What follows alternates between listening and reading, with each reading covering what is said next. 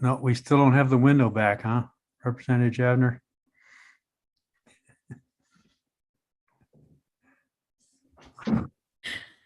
Nope, sorry. My grandson's here. Okay. Yeah, I'm in what I refer to as my office, and my wife refers to as the granddaughter's bedroom. So I get kicked out periodically. So good morning, everybody, and welcome to this morning's session of the Joint Standing Committee on Health and Human Services. This is a work session this morning. We'll be considering 3 bills and trying to sort out what the best way forward for any of the bills is. I would invite the folks who are in the attendee list. If you have something you think could significantly help our conversations, then I'd ask that you put your hand up so we can recognize you. That's the equivalent of being in the committee room and waving to the chairs when you want attention. So that's how we've had to do it in this circumstance. We do have some folks we'll get feedback from along the way. And when we get done with introductions, we'll turn it over to our legislative analyst to provide his update on where we stand with the bill.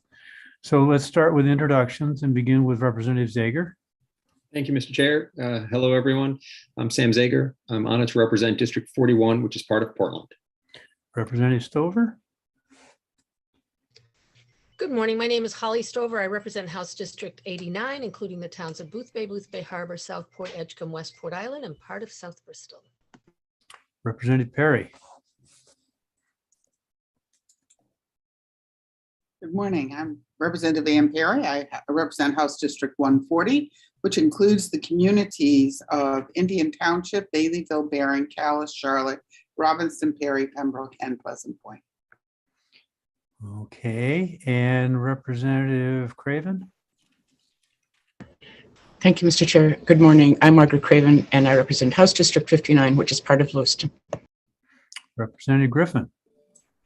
Good morning. My name is Abigail Griffin. I represent House District 102, which is Glenburn, Levant, and Cadescate. Thank you. Representative Madigan. Good morning. I'm Colleen Madigan. I represent House District 110, which is part of Waterville and part of Oakland. Thank you. Representative Lemlin. Welcome. Thank you, Senator. Good morning, everyone. My name is Michael Lemlin. I represent House District 88, Chelsea, Jefferson, Whitefield, and half of Noblesboro. Representative Javner. Good morning. I'm Representative Kathy Javner, and I represent House District 141, which is located in Penobscot and Washington counties. Senator Moore. Good morning. I'm Marianne Moore, and I'm in Senate District 6, representing all of Washington County, as well as Goldsboro, Winter Harbor, and Sullivan in Hancock County as well. Representative Meyer. Thank you, Mr. Chair. I am Representative Michelle Meyer, serving Southern Maine's House District 2, which is Elliott and parts of South Berwick and Kittery. Thank you. And I'm Ned Claxton, honored to serve the folks in Senate District 20, which includes Auburn, where I live, Minot, Mechanic Falls, Poland, and New Gloucester. We are joined by key staff who help keep the committee organized and in the right direction. So I'll let Sam introduce himself. I'm Samuel Seneft, and I'm a legislative analyst with the Office of Policy and Legal Analysis. And Karen. I'm Karen Thomas. I'm the clerk for the HHS committee.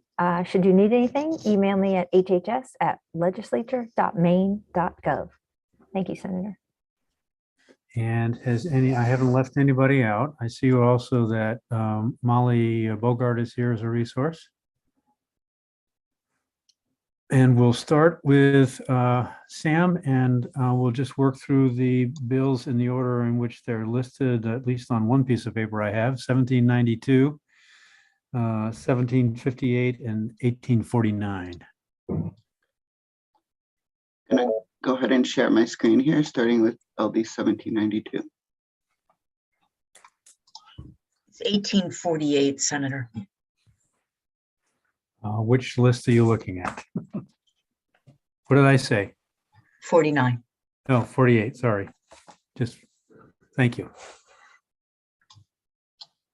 All right, so you should be seeing a bill analysis for LD 1792. So LD 1792 is an act to support employees of the Riverview Psychiatric Center, including the Riverview Psychiatric Center Outpatient Services Team. This is an emergency bill. So the bill would provide an immediate increase to wages for all employees of the Riverview Psychiatric Center, including the Riverview Psychiatric Center Outpatient Services Team, by $3 per hour. A couple issues from testimony. A number of individuals testifying noted that the Dorothea Dix staff were not included in the wage increases provided by the bill and suggested that they be included. It was noted that certain job classifications did occur in other areas of state government, for example, administrative positions that are also at Riverview. The Bureau of Human Resources did suggest that wages increases could be sought through collective bargaining and through recruitment and retention stipends. Other commenters expressed that this process, in their opinion, was insufficient to meet current need. A number of commenters noted that a classification and compensation study is ongoing. Many employees of Riverview did submit testimony expressing concerns over staffing, stress of COVID protocols, the frequency of mandated overtime, and economic stressors secondary to inflation. I did not note any drafting issues in the legislation itself. There were a number of things requested by the committee, and DHHS did respond to all those requests. It was asked how many employees would be impacted by the proposed wage increases, and you can see the numbers there. And they did also provide numbers for Dorothea Dix, just so you would have that information as you consider this bill. So at Riverview, the headcount that would be impacted, this is a legislative headcount, so you see some of those half FTEs. So 359.5, and at Dorothea Dix, it would be 249. Information on vacancy rates and staff retention was requested. So Riverview has 94 vacancies out of their total headcount for a total vacant percentage of 26%.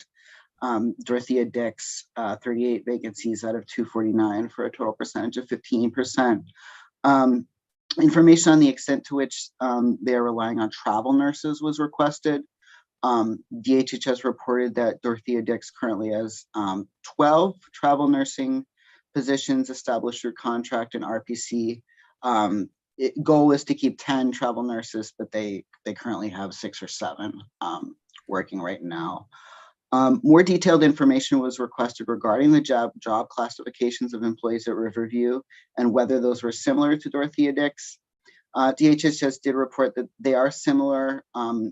In general, there are some differences, and they did provide the committee with a detailed spreadsheet, which you have with your materials that were sent out yesterday, that lists the headcounts for each job classification at both of those facilities. An update on the status of hazard pay was requested. So the state has reached agreements with both unions for hazard pay. You have copies of those agreements. And I also had sent this morning an email that Jeff McCabe had sent that was sent out to union members describing those settlements. So you can see that information as well. Finally, it was asked whether the proposed $3 wage increase would be in addition to the 4% increase that is anticipated this July, and it would be in addition to that 4% increase. I did provide for you the State of Maine Market Study Report, which is a study that was done in 2020 by an outside entity that looked at rates of pay for state of Maine employees compared to market rates. And then you, again, do have that a separate attachment with the union agreements and the staff classifications from DHHS. I did ask Luke Lazar if he would be able to pull some numbers to see if the committee did decide to add Dorothea Dix to this bill, what that fiscal impact would look like. And so he did provide me with some information. So the general fund impact would be $606,249. Other special revenue, $950,630 for a total fiscal impact of $1,556,800 $880. And that would be in addition to the fiscal impact for Riverview that's currently included in the bill. And that is what I have for you on this bill, and I will stop screen sharing so you can see each other and talk. So does anybody have any questions about that? And this originally came from,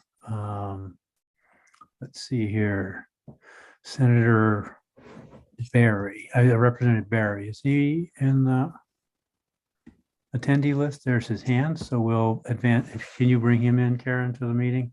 He's on the way.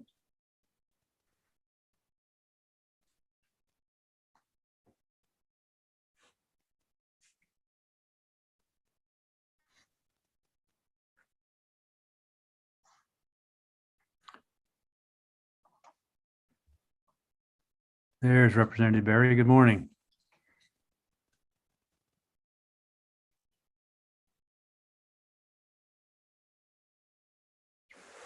Good morning. Did you have a chance to hear or see Sam's analysis? Good morning, Senator Claxton, Representative Meyer, members of the committee. I did and appreciate the due diligence there. I'm hopeful that you can pass this bill and make sure that the heroic efforts of our employees at Riverview and Dorothea Dix are recognized. Although I think it is an emergency, it technically probably doesn't need to have that emergency preamble. There is plenty of time between our April adjournment and the start of the new fiscal year. Very good. Are there any questions of Sam based on that from the committee? So does anybody want to jump in here and offer some opinions, some feedback? Representative Meyer. Thank you, Mr. Chair. I am planning to support this bill with the addition of the Dorothea Dix staff, as well as the associated outpatient teams to both facilities, as well as stripping the emergency off. Okay. Any other comments from committees? Senator Moore. Thank you, Senator Claxton. I pause and I hesitate because I know there's so much hard work that goes on both at Riverside and at Dorothea Dix. And I really appreciate all of their work. I know when we visited Riverside, we saw how hard they work and how much they're involved with the clients that are there.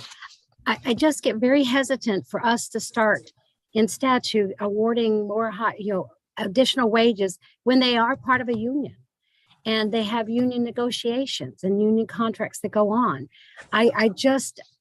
If we start working with this group, then what about other groups that are represented by unions? And then I think we're starting to meddle into union business and the negotiations that can go on at the labor table. A thought might be to write a letter to the department and the union and encourage them to renegotiate. I know that they've got some scheduled raises that are coming up and the union didn't feel like they had their total say. So maybe encouraging there be better conversation between the union and the department. I just find it very hard to support just this group, and giving them a raise. Even though they've worked so hard and they take care of such an important population. That's my opinion. Thank you. Representative Craven. Thank you, Mr. Chair. I do not disagree with Senator Moore. I agree actually with all of her statements. However, I think that these workers have gone through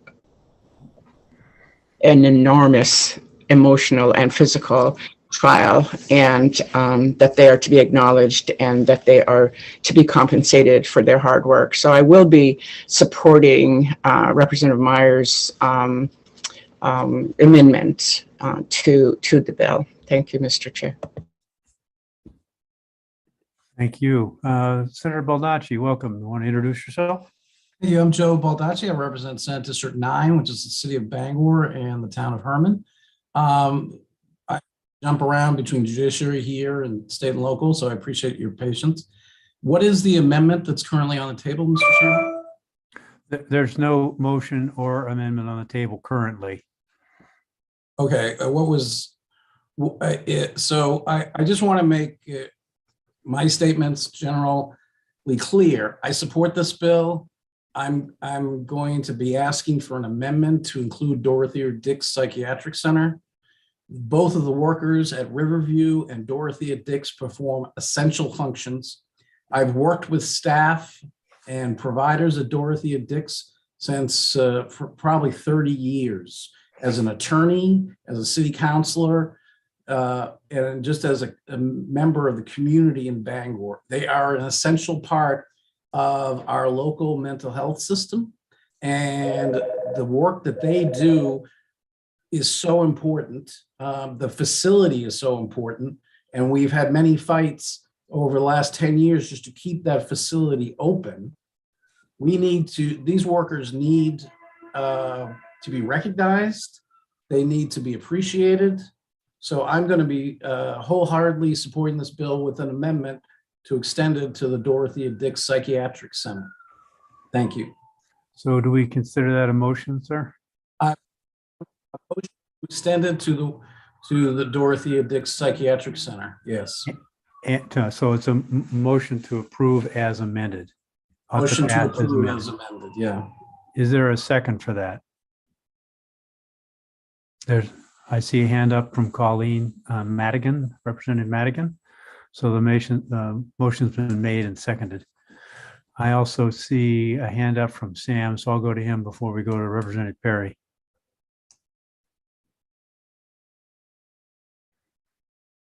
I'm not hearing you, Sam. Sorry. I just wanted to clarify. I know Representative Meyer had suggested stripping the emergency clause, so I just wanted to clarify whether that amendment would strip the emergency there. Would that be considered a friendly amendment, Senator Baldacci? Yes, sir. Okay, there. Thank you. Representative Perry? Thank you. First of all, I really want to laud the work of both hospitals. But I'm also going to express some concerns. With the stuff that was given to us through the department, the list of the categories of workers that are there covers 2 pages. And they are all within what would be called state classes of workers. And we're taking out just one portion of those classes to go above and beyond what the other classes are going to get, the other people in the same class are going to get. We had a problem when we gave raises to the child welfare caseworkers. And then we had coming to us a request for a similar raise for the adult caseworkers. We have classifications that are going to create a disparity between people who work in the same classification, state classification, that happens with the other one. I have real reservations about this. It is very likely I might support this, not because I think it really should happen, and I will say that, but I think that for me, it's a vote for the work these people do and have done. I also have real concerns about the disparities that it will create within the state workforce. Thank you. Representative Madigan? Thank you, Mr. Chair. I'm going to support this bill, and for a number of reasons. One, there are 2 state hospitals, 2 state psychiatric hospitals in the state. And I want us all to remember how someone gets to one of our 2 state psychiatric hospitals. That means they are involuntarily committed, the blue paper process. These are folks that are experiencing some of the worst aspects of serious mental illness and are not able to voluntarily get treatment. That always requires an emergency room visit. And it always requires, a judge's signature and assessment and all that. Many of the folks, this is also the only forensic unit we have in the state. I've worked in mental health 30-something years. For those workers who work at DDPC and Riverview and who do the outpatient, I see you. I know how hard you work. I know how difficult that work is. That's been my job much of my life. I will also say that one of the big reasons I support this bill is that I understand that some of the best, most effective strategies in community mental health care have come out of places like hospitals like this and come out of the aftercare facilities. We need to fund these things. We need to maintain our staff, make sure the staff is well trained, and make sure they continue getting skills so that we can do a better job of getting people out of the hospital and back to leading fulfilling lives. So I absolutely support this, and I see the work that you do, and I want to make sure that we keep doing it and you keep kind of moving us forward. So thank you. Thank you, Representative Madigan. Representative Meyer. Thank you, Mr. Chair. I just want to reiterate what I had initially put forward, and that was that I would support this for all of Riverview and Dorothea Dix and their associated outpatient services teams, as well as stripping the emergency. Thank you for that clarification. Senator Baldacci, is that a friendly amendment to broaden the coverage to include the outpatient services? It's a very friendly amendment. Thank you, Representative Meyer. Representative Zager. Thank you, Mr. Chair. I think that there's been very good points raised, and there's good reasons to vote in support of this as amended, and also to let things like the labor negotiations proceed. I am planning to support it because, and I'm swayed by things like the vacancy rates, which are exceptionally high at these locations. These are very special services that these and a very impacted population that these institutions take care of. I'm also swayed by the Siegel report that came out about a little more than a year ago, showing that Maine is significantly, this is the state of Maine government pay, is significantly underpaying, and even looking at the minimums, we're down by like 80% of what comparable other states pay. So, notwithstanding the theoretical and important consideration about maybe pulling people, workers from other parts to these institutions, I think that the entire system needs a boost, and this would be a step in that direction. So with caution, I'm planning to support this as amended. Thank you. Representative Javner. Thank you, Senator Claxton. I think, I especially hold in the deepest respect every single worker at these two facilities. That goes without question, I think, for every member of this committee. I will not be supporting the bill simply on the fact that there are going to be so many unintended consequences. This is something that the department has expressed, and communicated very clearly to us, that these are negotiations that are in process. There are things that they are already in motion, and I am more than willing to leave it there. There are workforce issues across our state in every single industry. And it's for the very reason of the unintended consequences that I cannot support this bill moving forward. Thank you. Thank you. Representative Limlin. Thank you, Senator. I agree with Representative Javner and Senator Moore. We all feel for the great work that's being done there and the workers. However, they do have a union, and the union should deal with this, not us. That's an unequivocal fact. Second, we're assuming that money is going to solve these problems or any problem, and it doesn't. It is a proven business fact that, and I've said this in committee before, and we've even had a person admit that if you pay somebody $16 an hour and you raise it to 19, you're not going to fill the position. You're not going to get people to knock down your door so that you can get 100 new workers in there, or even 3. Nobody is going to come for the $3 extra an hour. It's not going to happen. Second, money only solves problems for a very short period of time, meaning if I'm being paid $16 an hour and now you're paying me 19, I'm going to be pretty happy for a few minutes. Why? I'm going to feel good that you cared about me and you gave me $3 extra an hour. But when I look at my paycheck, it really doesn't amount to anything. And I'm still doing the work I was doing, and I'm not any happier. So for those 2 reasons, I'm 100% against this because A, it won't solve any problems. And B, this is a union thing. It has nothing to do with us. So I'm sorry, but I oppose it. Thank you. Thank you. Representative Griffin? I just want to say that I appreciate all the staff at Riverview and Dorothy Dix. You have to be very special individuals to be able to do this work.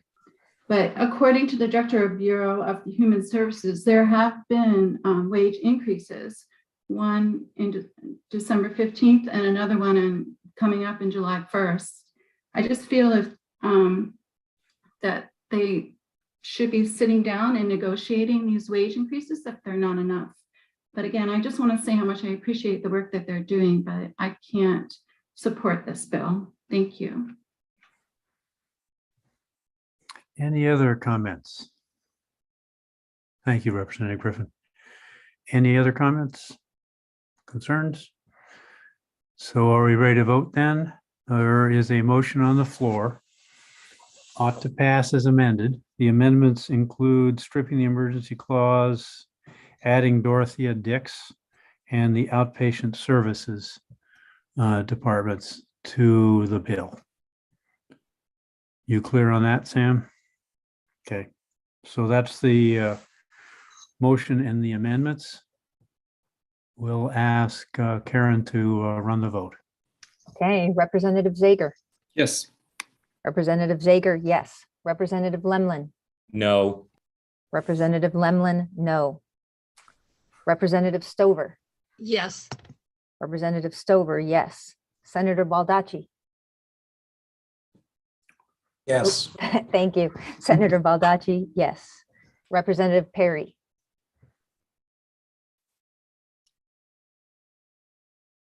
Oh, can't hear you, Representative. I know you can't hear me because I haven't said anything. Okay. I am going to reluctantly say yes. Representative Perry, yes. Representative Javner. No. Representative Javner, no. Representative Madigan. Yes. Representative Madigan, yes. Representative Craven. Yes. Representative Craven, yes. Representative Connor. Representative Connor is absent. Representative Griffin. No. Representative Griffin, no. Senator Moore. No. Senator Moore, no. Representative Meyer. Yes. Representative Meyer, yes. Senator Claxton. Yes. Senator Claxton, yes.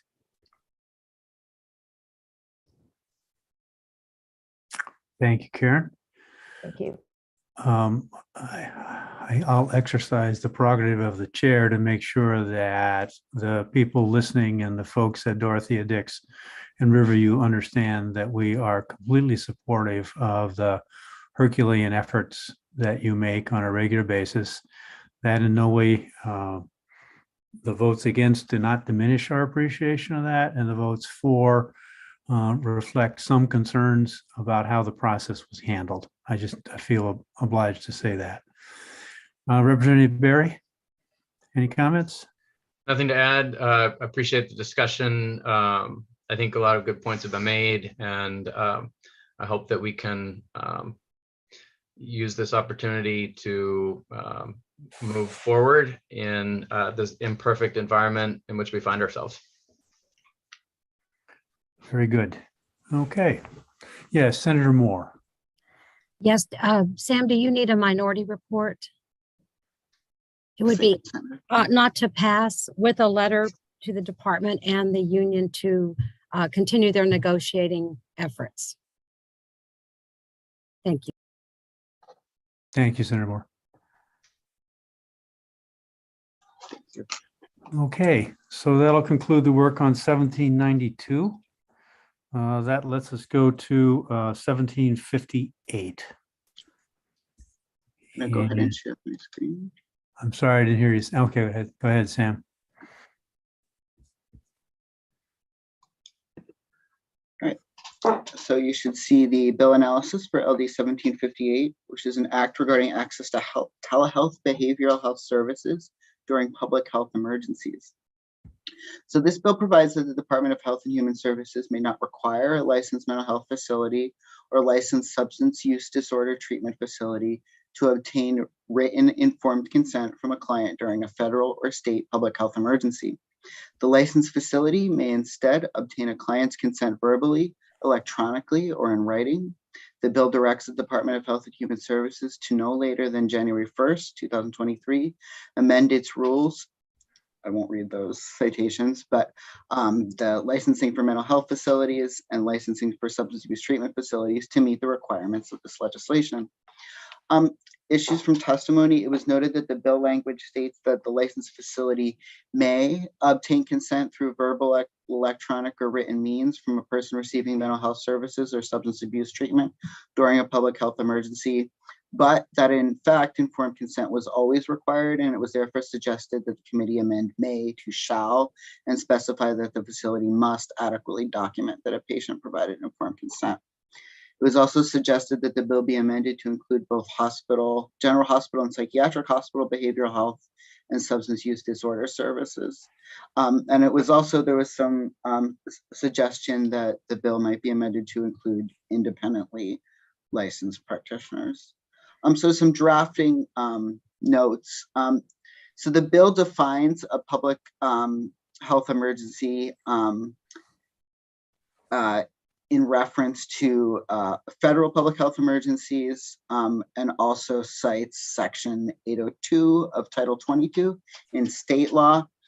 So just to note that section 802 references both public health emergencies and extreme public health emergencies. This is a very small thing, but the committee might want to add a reference to extreme public health emergencies just to make it clear that this requirement would cover both public health and extreme public health emergencies.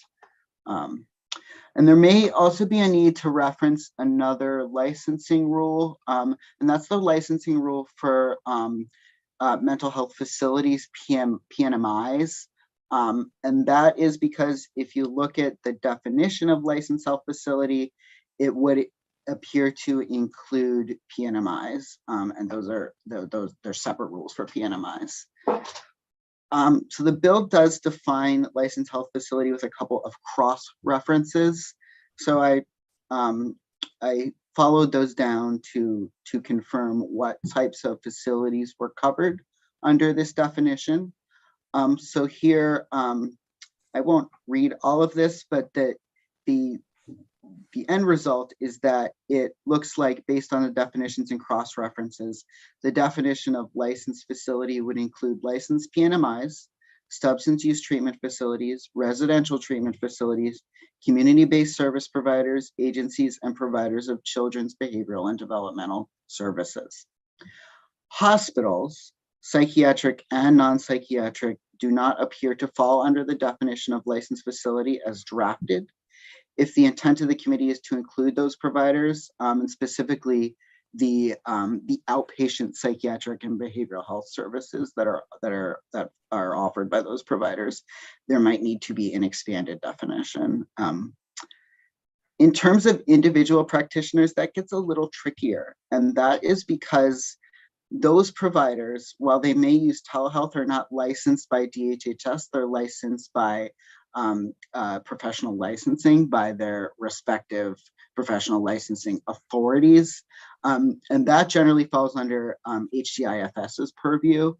I did speak with the analyst for HCIFS to see if they had done any work around this, and they actually have. Last year, they considered and the legislature passed LD 791, which is an act regarding telehealth regulations. And I listed out here what that bill did. It was a fairly extensive bill. And it did permit healthcare providers licensed under DPFR to provide telehealth services as long as the licensee acts within the scope of the practice of the licensee's license and in accordance with any restrictions imposed by law. So they have done some separate work on this. And I wanted to make clear to the committee that the licensing of facilities and of individual practitioners are kind of different animals. So hopefully that is helpful information. It was asked if out-of-state providers were able to bill MaineCare for telehealth services. So MaineCare actually has an approved 1135 waiver, and that is a waiver that is specific to public health emergencies. So kind of probably a term that is new to most people, the 1135 waiver. And that is from April 2020, and that waives requirements for physicians and other healthcare professionals to be licensed in the state in which they are providing services, as long as they have equivalent licensing in another state. So the state ended this flexibility for all of its payers at the end of the state civil emergency, but Medicaid will retain that flexibility through their waiver with CMS as long as there is a federal public health emergency. And so they still have that flexibility right now. Other in non-public health emergency times, the provider would need to be licensed in the state in which they are providing services. So they would need to be licensed in Maine to provide telehealth services to people in Maine.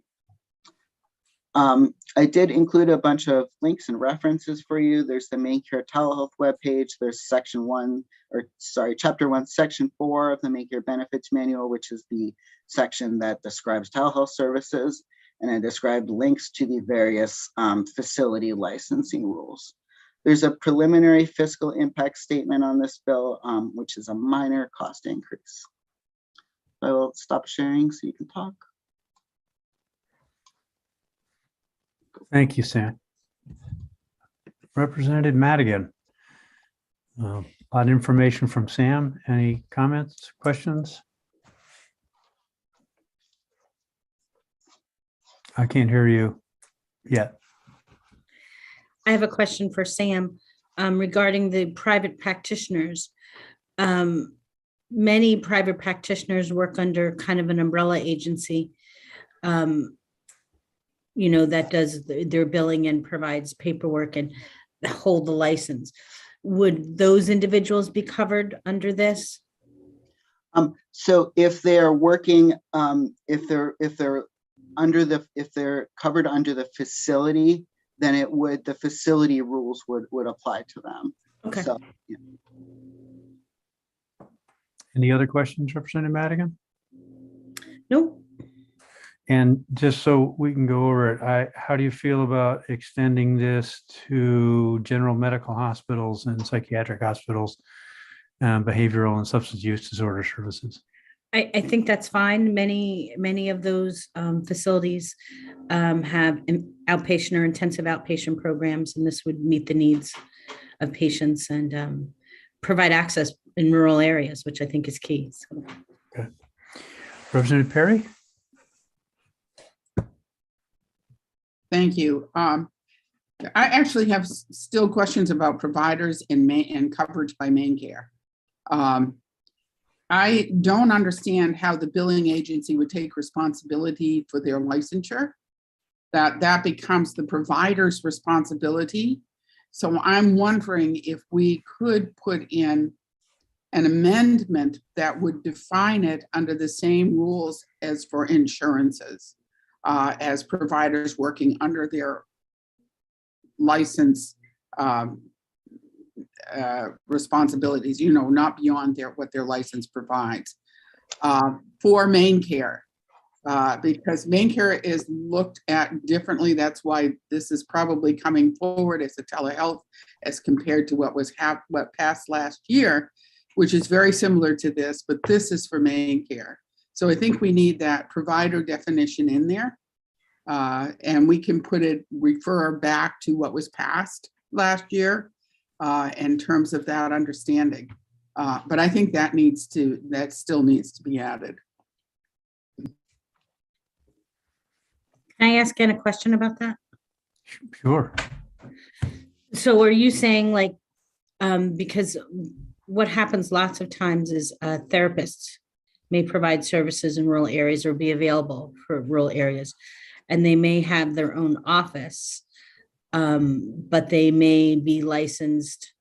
They hold a professional license from their licensing board, whatever that may be, but then they also are working under an agency that has an agency license. So are you saying that you want to make sure it's really clear that those folks are covered? Yes, I do, because some are much more independent than that really have their own practice, do their own billing, and they are independent providers. And yet they're licensed in the state of Maine, providing the same services. And we do have that in rural areas. That does not have an agency coverage at all. Right now, Maine Care doesn't pay for, say, an LCSW in strict private practice, nor do they pay for an LCPC. I knew they didn't pay for an LCPC, but I was not aware that rules had LCSWs not being able to provide services for Medicaid. They have to work under an agency, and there are a number of agencies that provide that type of licensure that then they can work under that. And basically what that means is those folks, because the paperwork requirements are different, for Maine Care and for an agency licensed under Maine Care, as far as what needs to be included in an assessment, how often treatment plans have to be redone, all that kind of stuff. So that agency umbrella provides that so that someone providing outpatient care, even if they're working at it, even if they're, they have a home office or they have, they rent a space somewhere and they're a therapist, that they're providing the same type of care that someone can get in a facility. Does that make sense? In other words, they're following the same rules that everyone else has to follow. And the only way they can do that is to be under an agency? Yeah, that's the way it's been being done. Is that Maine Care rules? Maine Care has stricter rules as far as paperwork. If you wanted to be in private practice and just be an outpatient therapist, you need to submit a treatment plan and a diagnostic code to an insurance company and all that. But typically you don't have to update an assessment every year. No one's looking at your assessment to make sure that all kind of areas of things you want to be assessed are being done, in a complete report. The rules around Maine Care are stricter as far as the paperwork requirements. I don't necessarily think it's a bad thing, is what I'm saying. I guess what I'm wondering is, what does being under an agency make a difference if you still have to do that work, whether you're independent or not?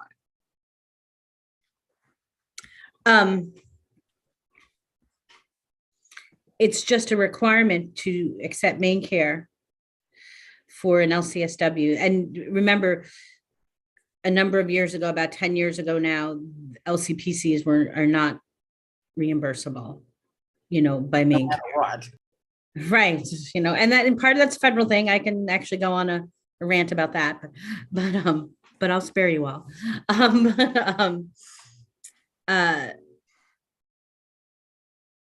I think that for those folks in private practice there are a number of people that don't deal with insurance companies at all, right?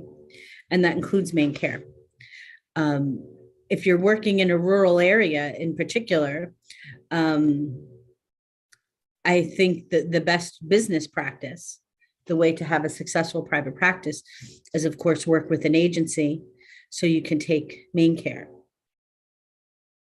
Does that include psychiatric nurse practitioners, mental health nurse practitioners? That's a good question. I don't know. I Maybe mean, I know Sam- there are psychiatric nurse practitioners that have their own private practice. And I actually don't know offhand if the agency role would apply to them. So maybe Sam can answer that or not, or do some homework on it. We do have Molly in the attendee list as well. So Okay. I might defer to the department on it. Why don't we bring Molly in? The other thing is, I want to clarify with Representative Madigan, your intent is to make the number of providers available as broad as possible, as long as they fall under agency or facility rules. Is that a Yes, accurate summary? yes. Okay, so Sam can help us with language and that down the road, as long as we understand what your intent for the bill was. Good morning, Ms. Bogart, and you have some information for us? Good morning. I'm Molly Bogart, Director of Government Relations for DHHS, and I'm also going to have to do some homework on this. We're in the weeds, a little beyond my scope. So Okay. I'm more than happy to get back to you, but unfortunately don't have too much to offer Oh, myself. that's okay. Well, I want to make sure you heard the question. So Representative Madigan, your intent would also include independent psychiatric nurse practitioners to the extent that they exist. I can't imagine there's too many of those out there. How much broader do you want to try and make this? Actually, I would support including psychiatric nurse practitioners. I think there's such a lack of prescribers, particularly in rural areas, that if there are folks out there operating, and this could help them serve more people in need, I would be fine with that. Any other licensed category of providers that you'd like to see authorized to do telehealth this way? No, Okay. I thank Representative Perry for bringing up the psychiatric nurse practitioners, because I think that is a way we can possibly get more people in rural areas where there's just such a lack of providers, some access to a prescriber. Sam, yes, let's go to you for a minute and try and clarify. Oh, we're not hearing you again, Sam. Sorry. I am going to have to have some conversations, I think, with licensing. The thing I'm wondering about is, so this bill is specific to public health emergencies. It allows for verbal consent during public health emergencies. And my reading, and I wouldn't want to commit to this because again, I want to have some conversations. My reading of some of the individual professional licensing rules is that they actually may be a little more permissive right now than even is contemplated by this bill. So this bill is, again, allows for this verbal consent during public health emergencies only.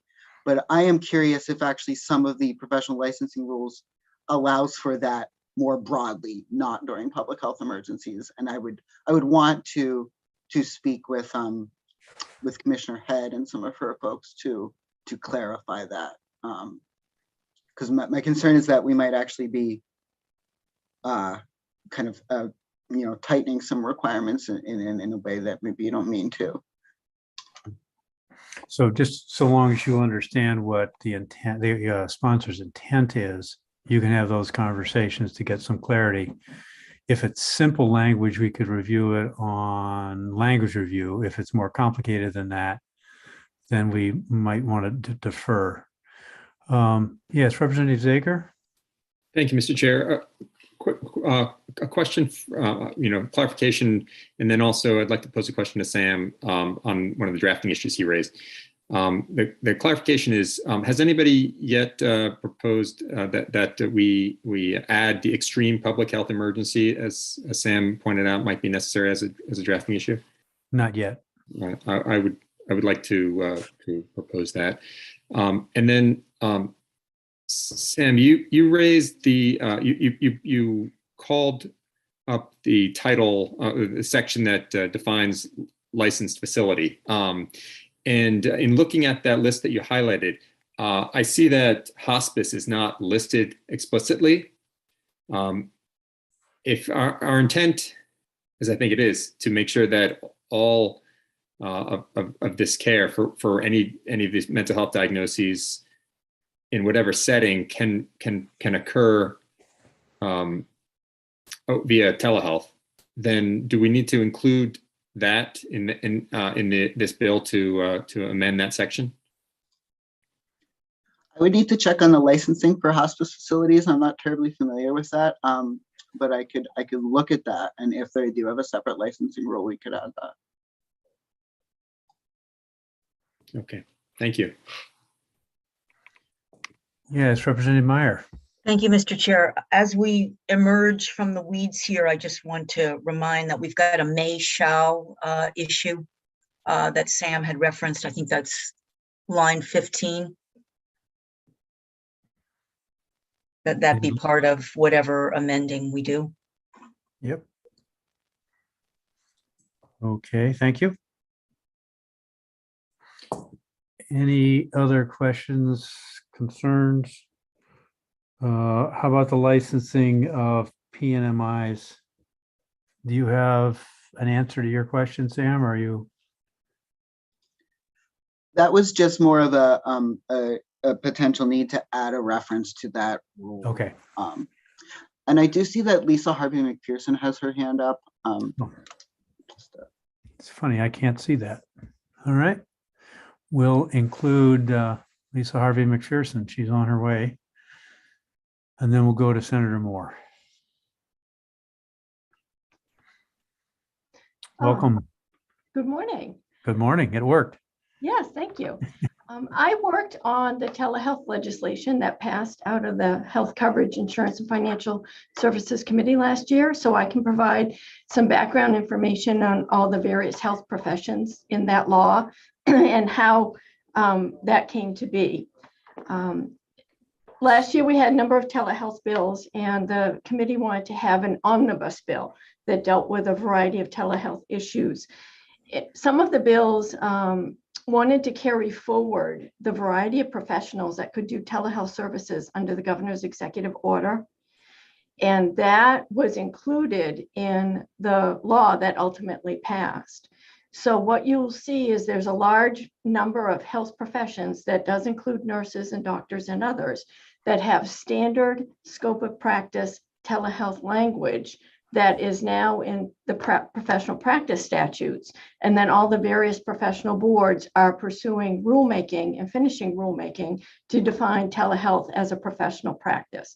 So that's that whole section of the new law that passed last year. It's not tied to any public health emergency. Does that include the option to get verbal consent for treatment? So the issue of verbal consent is a payer. It's largely a payer issue, but in this space for mental health, there's main care policy, and you'll see testimony from Michelle Probert that was provided that allows verbal consent. Then there was a directive from the Office of Behavioral Health for providers of behavioral health services that was highly deferential for either written or electronic consent, but then would allow for verbal consent. And I believe on the back end, you had to kind of go back and get some type of documentation from the patient, electronic or written. So this bill really deals with kind of that nuance in the Office of Behavioral Health around verbal consent. And I agree with the comment that Michelle Probert highlighted. It's not may. We must have consent in some form. We just want to have for behavioral health services under the authority of the Office of Behavioral Health during a declared emergency, have verbal consent be one of those allowed options on a permanent basis that is stronger than a directive from the department. So let's go back to the issue of adding general medical hospitals and psychiatric hospitals that provide behavioral health and substance use disorder treatment, including those would meet address some of your concerns from your testimony. Correct. My read of the bill is general hospitals and psychiatric hospitals were not included. Yeah. And they provide a large volume of telepsychiatry services. So. Okay.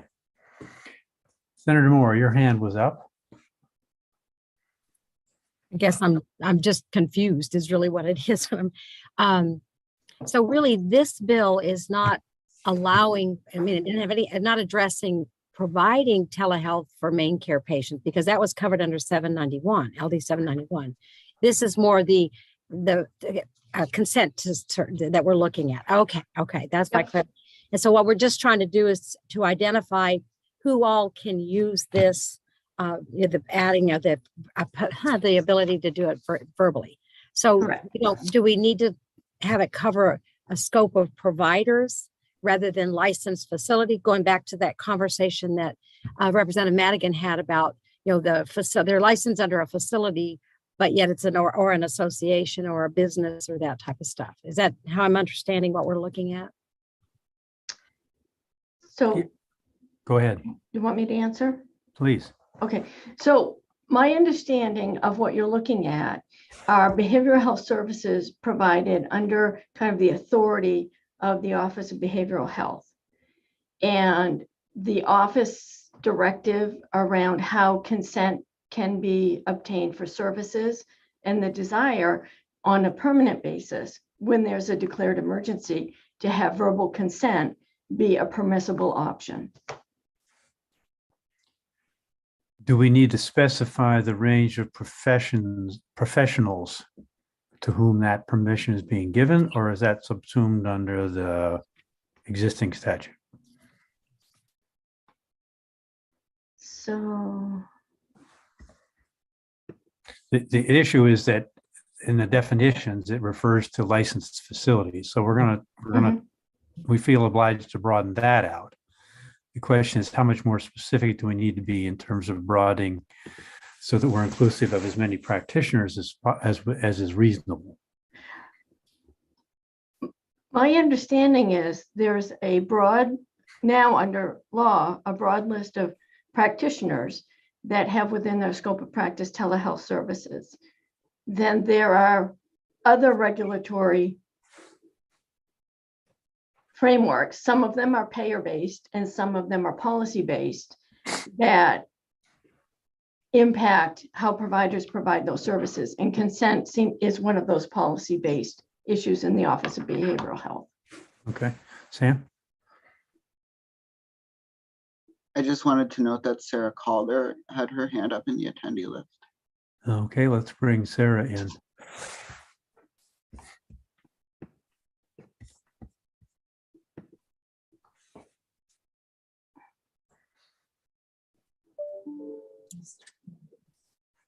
Good morning. Senator Claxton, Representative Meyer. I'm Sarah Calder with Maine Health. I've kept quiet because I was losing track of where we were going, but I just wanted to echo Lisa. We have actually received waivers from DLC, from Department of Licensing, so that we can collect verbal consent, and those waivers expire. And so the purpose of this bill was to allow us to continue to collect verbal consent without having to continue to get those waivers extended. I am in full agreement with Lisa that it should be extended to hospital based services as well. But I would agree that I don't think this is a provider specific issue, but a licensing requirement of the facilities. And this would apply only during public health emergencies. I mean, that was the request that we made. We would love to see it extended beyond, but yes, that was the request that was made. Okay. Any other comments, questions? Senator Moore, back to you. Well, I guess, and I'm understanding what Sarah is saying, I guess I mean, I hope we're not always going to be under a public health emergency. And I think that, adding this ability to do verbal, especially since we've expanded telehealth, we're starting to cover that under all of our insurances, that maybe we want to make this, not just under emergency, but all the time, make it permanent to go along with the other statutes that we have in place. Or rules, I guess. Yeah, rules. Yeah. So Sam, what would it take to broaden this out so that it had nothing to do with public health emergencies? Strike the reference to public health emergencies. Yeah, I think drafting wise, it's easy, I think. Yeah, just eliminate 1B. Okay. Is there any discussion of, yes, Representative Madigan? I would say, I think that's fine. I would say that, that just if we're not, in times when it's not a public health emergency, anything needs to be documented. In other words, if, and that holds true now during a public health emergency. If I don't get a signature on a treatment plan because it's been provided by telehealth, I put, client gave verbal consent, worked on treatment plan, client gave verbal consent for this, but that still needs to be in place, that how consent was obtained needs to be documented in a patient chart. Yep. When I worked in the hospital, if we got verbal consent for something, it required somebody else on the line listening as part of the documentation process. So is that a stipulation now for verbal consent in behavioral health? No. Yeah. Okay. But you're right. I mean, for other types of things, they do require that someone else be listening. Okay. Ms. Bogart. Thank you. And the department submitted a letter in support of the bill as drafted, but I do think that doing away with requiring more formal or in-person or wet signature consent is a pretty big change from what the bill was proposed as doing. And I would need to have some conversations with our folks to make sure that would be sufficient for main care and for the Office of Behavioral Health. And just want to voice that I'm not sure our support would extend to that while you're considering it. And there's certainly some federal requirements that we'd have to make sure that we could square that with. Thank you for that. So Representative Meyer. Thank you, Mr. Chair. I wonder if we might table this bill. So I'll take that as a motion. Is there a second? A second. Senator Moore has seconded it, and so has Representative Javner at the same time, sorry. And I think we can do this with a show of hands. All those who are in favor of tabling it right now, that's unanimous of those present. To put us in shape for the next work session, are there unresolved issues that we need to clarify for Sam? Let's start with Sam. Do you have a sense of what the questions are? So yes, I think question one, what was just discussed. So if any reference to public health emergencies as a kind of requirement were removed, are there implications for main care or for DHHS generally? So following up with Molly on that. I think the question of independently licensed practitioners, if it's okay, I'd like to follow up with Lisa and Sarah and with licensing, just to clarify that question. I know that conversation got, I think, a little muddied, but I think I understand the question is there a need to include them in any way, shape, or form? And there was a question about hospice providers, which I can also follow up on. I think those are the things I need to clarify. Will getting answers to those questions or some additional clarity address the committee's concerns before the next work session? Okay. And just to go back to Representative Madigan, your original focus was to broaden the resources being available. It's an additional step to remove the stipulation of a public health emergency. Is how high on your list of priorities is that? Not high, not, I mean, I get the need for it in some ways that we want to broaden it, but I also think in the interests of protecting patients from being exploited, or lack of a better word. I think it's important to go through that consent process. I'm a little bit concerned that, you know, outside of the public health emergency, that might run afoul of federal rules, and I certainly don't want to do anything to risk that. I think there's creative opportunities to have signatures, you know, a signature, you know, implying, you know, giving consent, and would be open to, I mean, there are some providers that provide signature pads. I mean, there's some technology that can help with that, kind of in more rural areas that are community-based services. For telehealth, I mean, I don't know kind of if there's technology out there for that, but in the future, moving forward, to take away the requirement for an actual signature on paper, maybe we need to be thinking about what technology can do to help us with that, rather than doing away with the need for it entirely. And the language from the bill that Sam referenced that was passed last year, and so that might include some language that skews towards written, but allows under certain circumstances verbal. Yep. Okay. All right. Got into the weeds there, people. Complicated, but want to get her done. Okay. All right. So that's been tabled officially. And so that brings us to consideration of LD 1849. You're up again, Sam.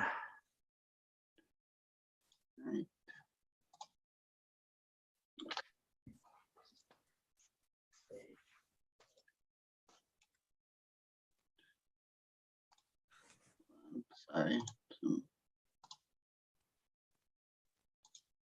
All right, that should do it. Okay, so this is LD 1848, an act to increase the availability of assertive community treatment services. This bill amends the Behavioral and Developmental Services Law regarding mental health hospitalization to add a definition of prescriber, which is defined to mean a licensed healthcare provider with authority to prescribe, including a licensed physician, certified nurse practitioner, or licensed physician assistant who has training or expertise in psychopharmacology. It also amends the definition of assertive community treatment to change the composition of the multidisciplinary team that provides assertive community treatment by removing reference to the term psychiatrist and replacing it with the term prescriber, and by providing that a licensed practical nurse may be a member of the team in lieu of a registered nurse if the prescriber is not a certified nurse practitioner. Okay, so there is testimony that the language reading a licensed practical nurse may be included on an ACT team in lieu of a registered nurse if the prescriber is not a certified nurse practitioner was potentially a little bit confusing and may need to be reworded. Additional barriers to ACT were noted, including the need to allow ACT teams to bill for more than one contact a day, changing expectations around ACT psychiatry visits and elective accounting for travel in rural areas. The need for all teams to include a peer support specialist was noted. Concern was raised that nurse practitioners and physician assistants don't have sufficient training in psychopharmacology to replace the psychiatrist on an ACT team. There were a number of changes that were suggested. Allowing individuals to receive ACT as long as medically necessary, provide for initial authorization of a year, and then renewal authorizations annually, allowing for reimbursement for documented efforts to coordinate care if the patient is in a hospital, in jail, or transitions to lower level of care. And those weren't suggestions related specifically to what was provided in the bill. They were kind of additional suggestions folks had related to the ACT statute. I didn't see any drafting issues. If I did provide a link to SAMHSA's ACT evidence-based practices kit, if you were interested in learning more about ACT, that is kind of the definitive reference for ACT. So I will stop sharing.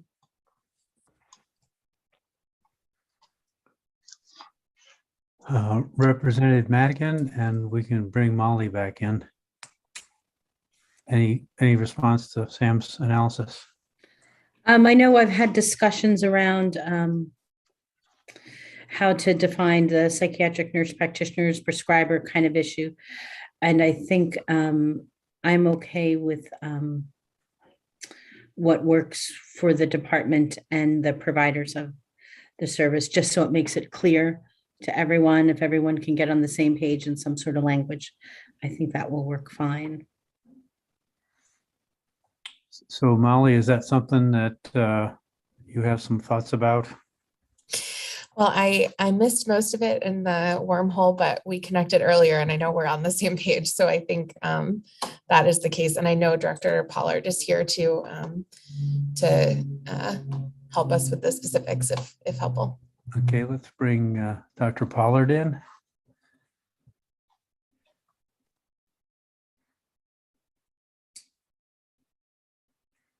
So good morning.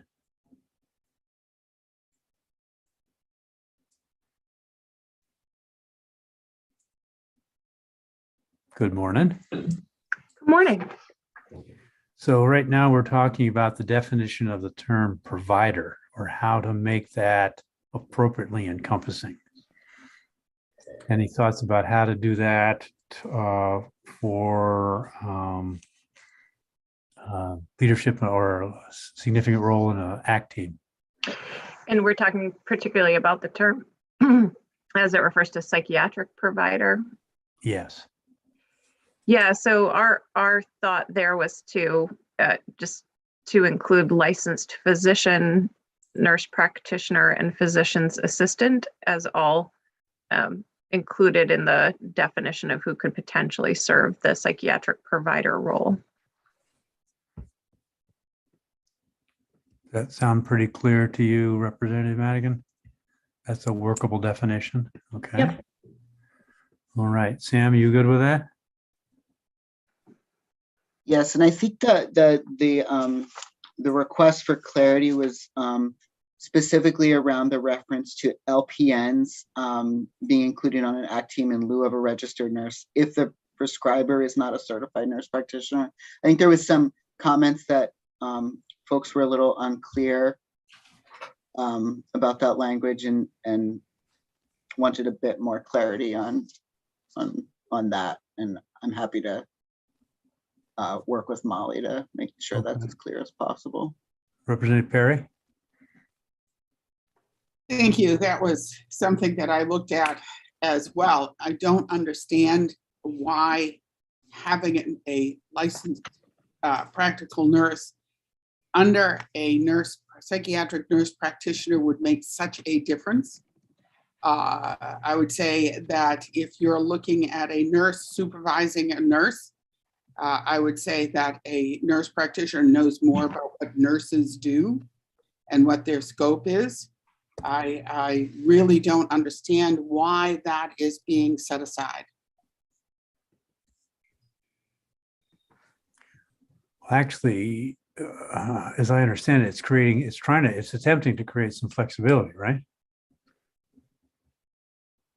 May I just again own that was our editing error in submitting language back to the revisor's office, that the inclusion of the sort of conditional, if this, then that, we did not intend for inclusion of that language.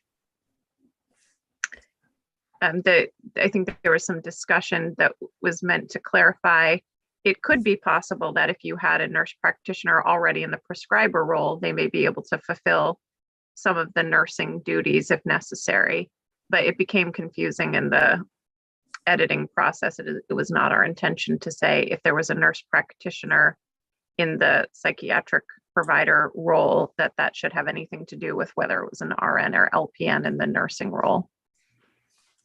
Does that address your concern, your question, Representative Perry?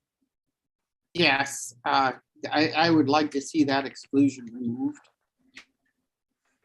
Okay, Sam, you can work with that or have a question? We can't hear you again, Sam. I'm so sorry. So it should, just to clarify, it should state only a licensed nurse, practical nurse may be included on an ACT team in lieu of a registered nurse, period. That's correct. Okay. That's easier. Representative Lemelin.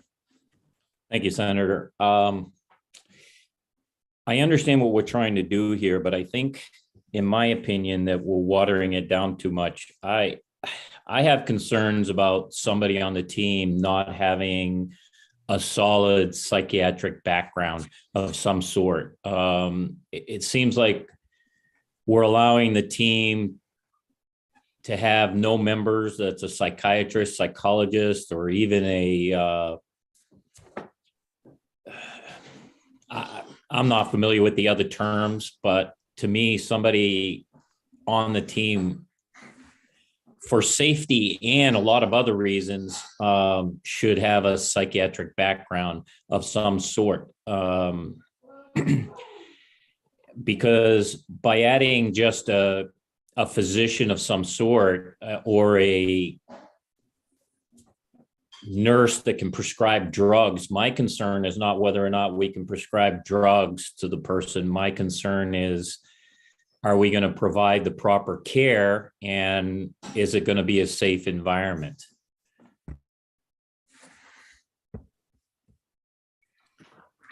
Can I speak to that? Sure. I would say that in community mental health these days, there are plenty of physician's assistants and psychiatric nurse practitioners that are providing this type of care that aren't on ACT teams. Both those things are specialties that people pursue, even though they haven't gone to medical school. They specialize in the provision of psychiatric care, including prescribing psychiatric medications. I think that I'm much more comfortable with someone who has expertise in that area,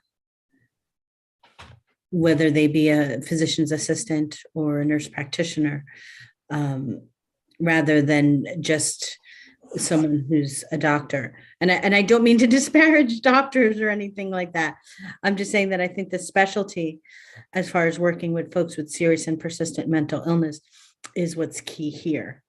So those are the type of individuals that ACT teams are going to look to recruit and maintain and retain in this, is those folks who prescribe, who have a specialty in this area. And the language refers to those who have training or experience in psychopharmacology and are already licensed. Yeah. Yes. Okay. But Senator, it doesn't seem to me like it guarantees that, though. That's my concern. If the verbiage can be changed that it guarantees a person has that background, then I'm a lot more comfortable. Thank you. Thank you for that. Yes, Dr. Pollard.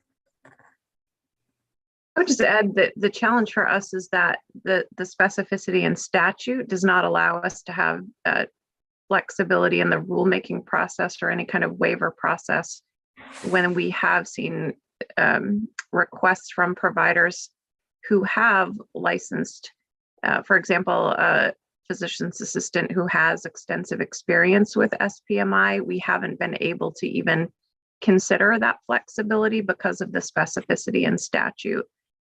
And, to the point of watering down, the revised fidelity scales around ACT do include the nurse practitioner credential within the psychiatric provider role. So that is considered to fidelity in terms of the revised fidelity standards for ACT. And I would say New York State, Michigan State, and the Canadian ACT definition changed in 2016.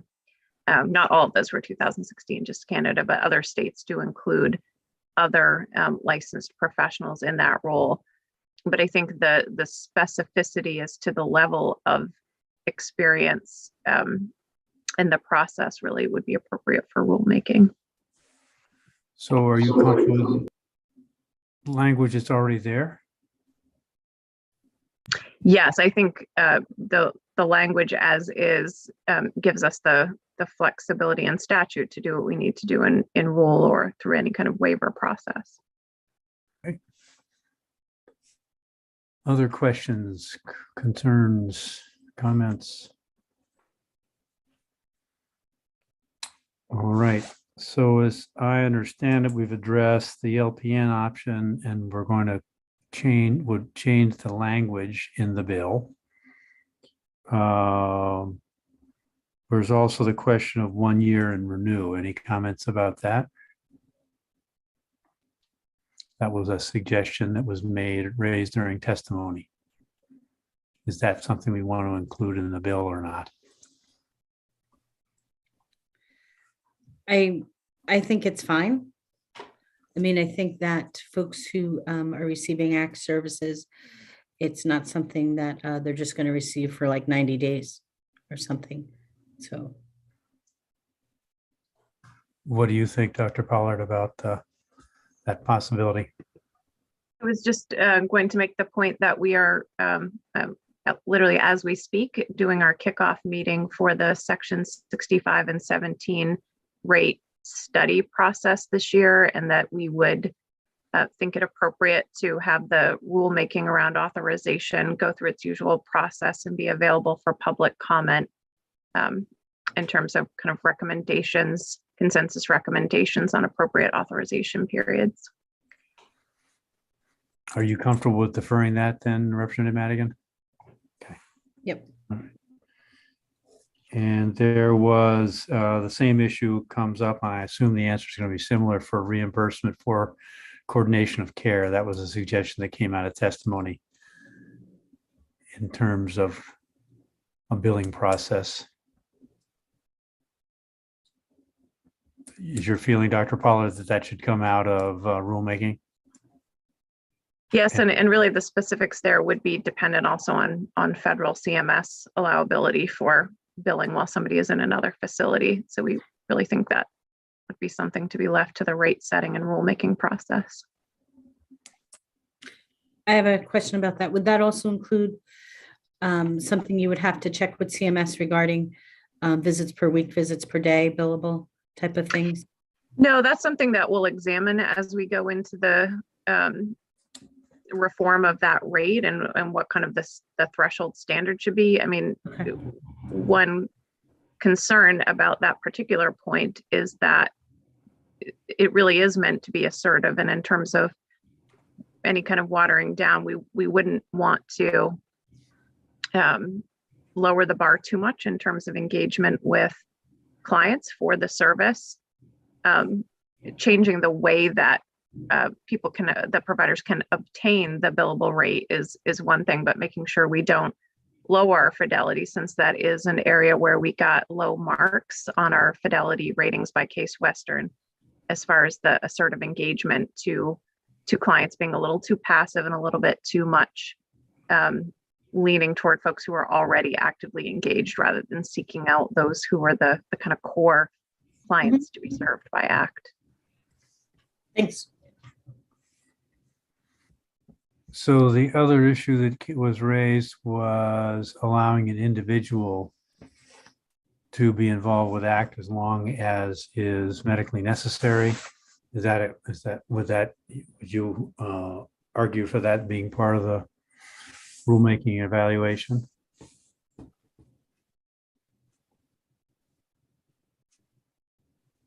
Sorry, my cursor wasn't cooperating.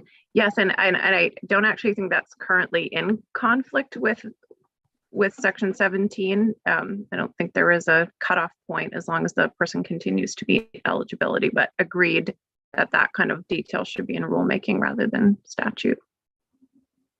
Okay. I see a nod from Representative Madigan, so she's comfortable she's fine with not including that. Let me go back to Representative Lemelin. Has the conversation reassured you at all, or do you still have concerns? Well, like I said, I don't have a problem with the, LPN replacing an RN or any of that. My primary concern, once again, is just one thing, and that's to reassure that somebody on the panel will have that psychiatric background. And if it is a physician's assistant or whatever, I'm fine with that. Is there a way to assure that? Dr. Pollard, any thoughts about making that a little tighter or more predictable? Yes, I think, there are some ways we could go with that in the rulemaking process, such as, specifying it must be a psychiatric nurse practitioner, since that's a designation. There isn't, unfortunately, a similar designation with the physician's assistant credential, but there could be a process by saying, number of years of experience, or treating that as something that requires a waiver of approval or a waiver for approval. Since we agree, we want to make sure that we're meeting the standards of ACT fidelity of the quality of the service. If that happens, Senator, I'd be on board. Okay, thank you, sir. Representative Meyer? Thank you, Mr. Chair. 7C, psychiatric provider. Psychiatric provider means a licensed healthcare provider with psychiatric training or experience. It's the language is already there. And the specifics about what that means would come out of the rulemaking from the department. A correspondence course might not count as much as a 3-month tutorial, but they could set some standards. Yeah, to make sure that the issue that Representative Lemelin has raised is addressed, that there's somebody who knows what they're doing in charge. Has anybody given any thought to what we expect to happen in terms of the numbers of ACT teams if this was to pass and make it into statute?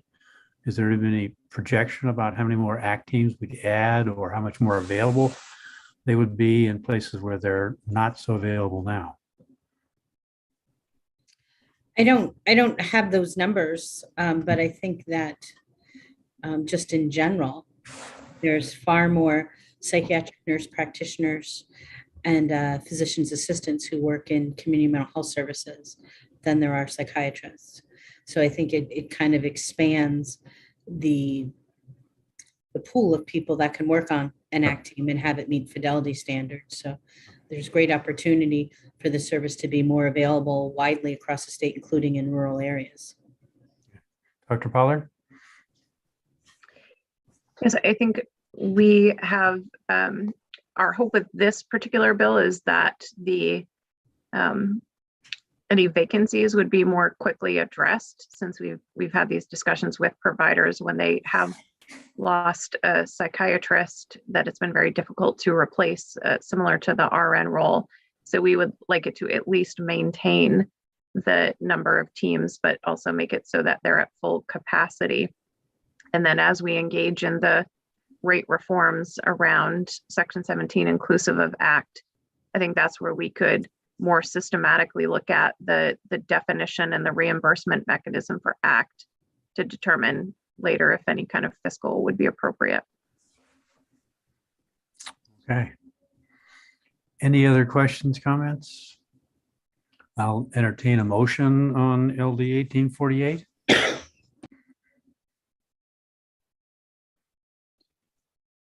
Senator Moore? I will make the motion ought to pass as amended. Second. And that was Representative Craven who seconded. And the amendments would be that the language be changed referencing the LPN option to be more clear. Any other amendments, Sam, that I've left off? I did not hear any, Senator.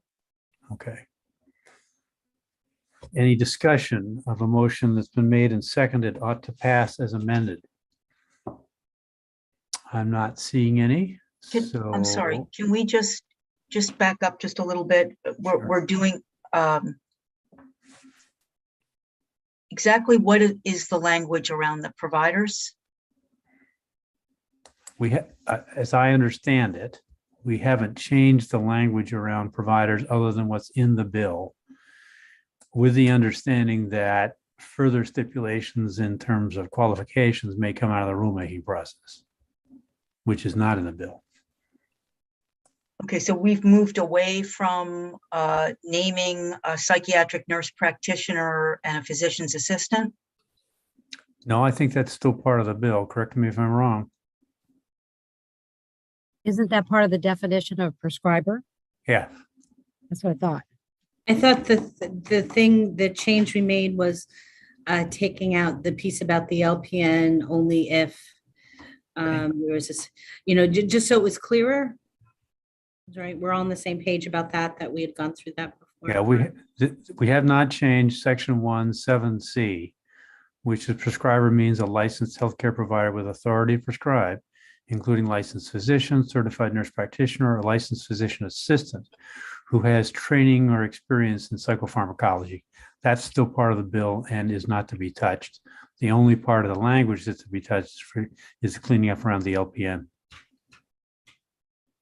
as part of the team. Does that answer your question, Representative Meyer?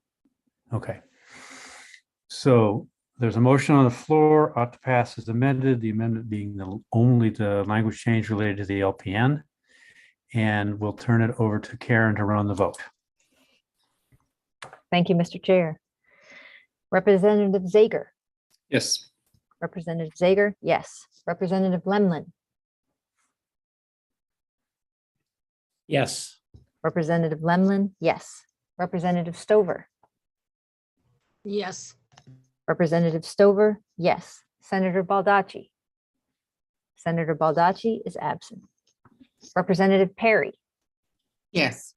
Representative Perry, yes. Representative Javner. Yes. Representative Javner, yes. Representative Madigan. Yes. Representative Madigan, yes.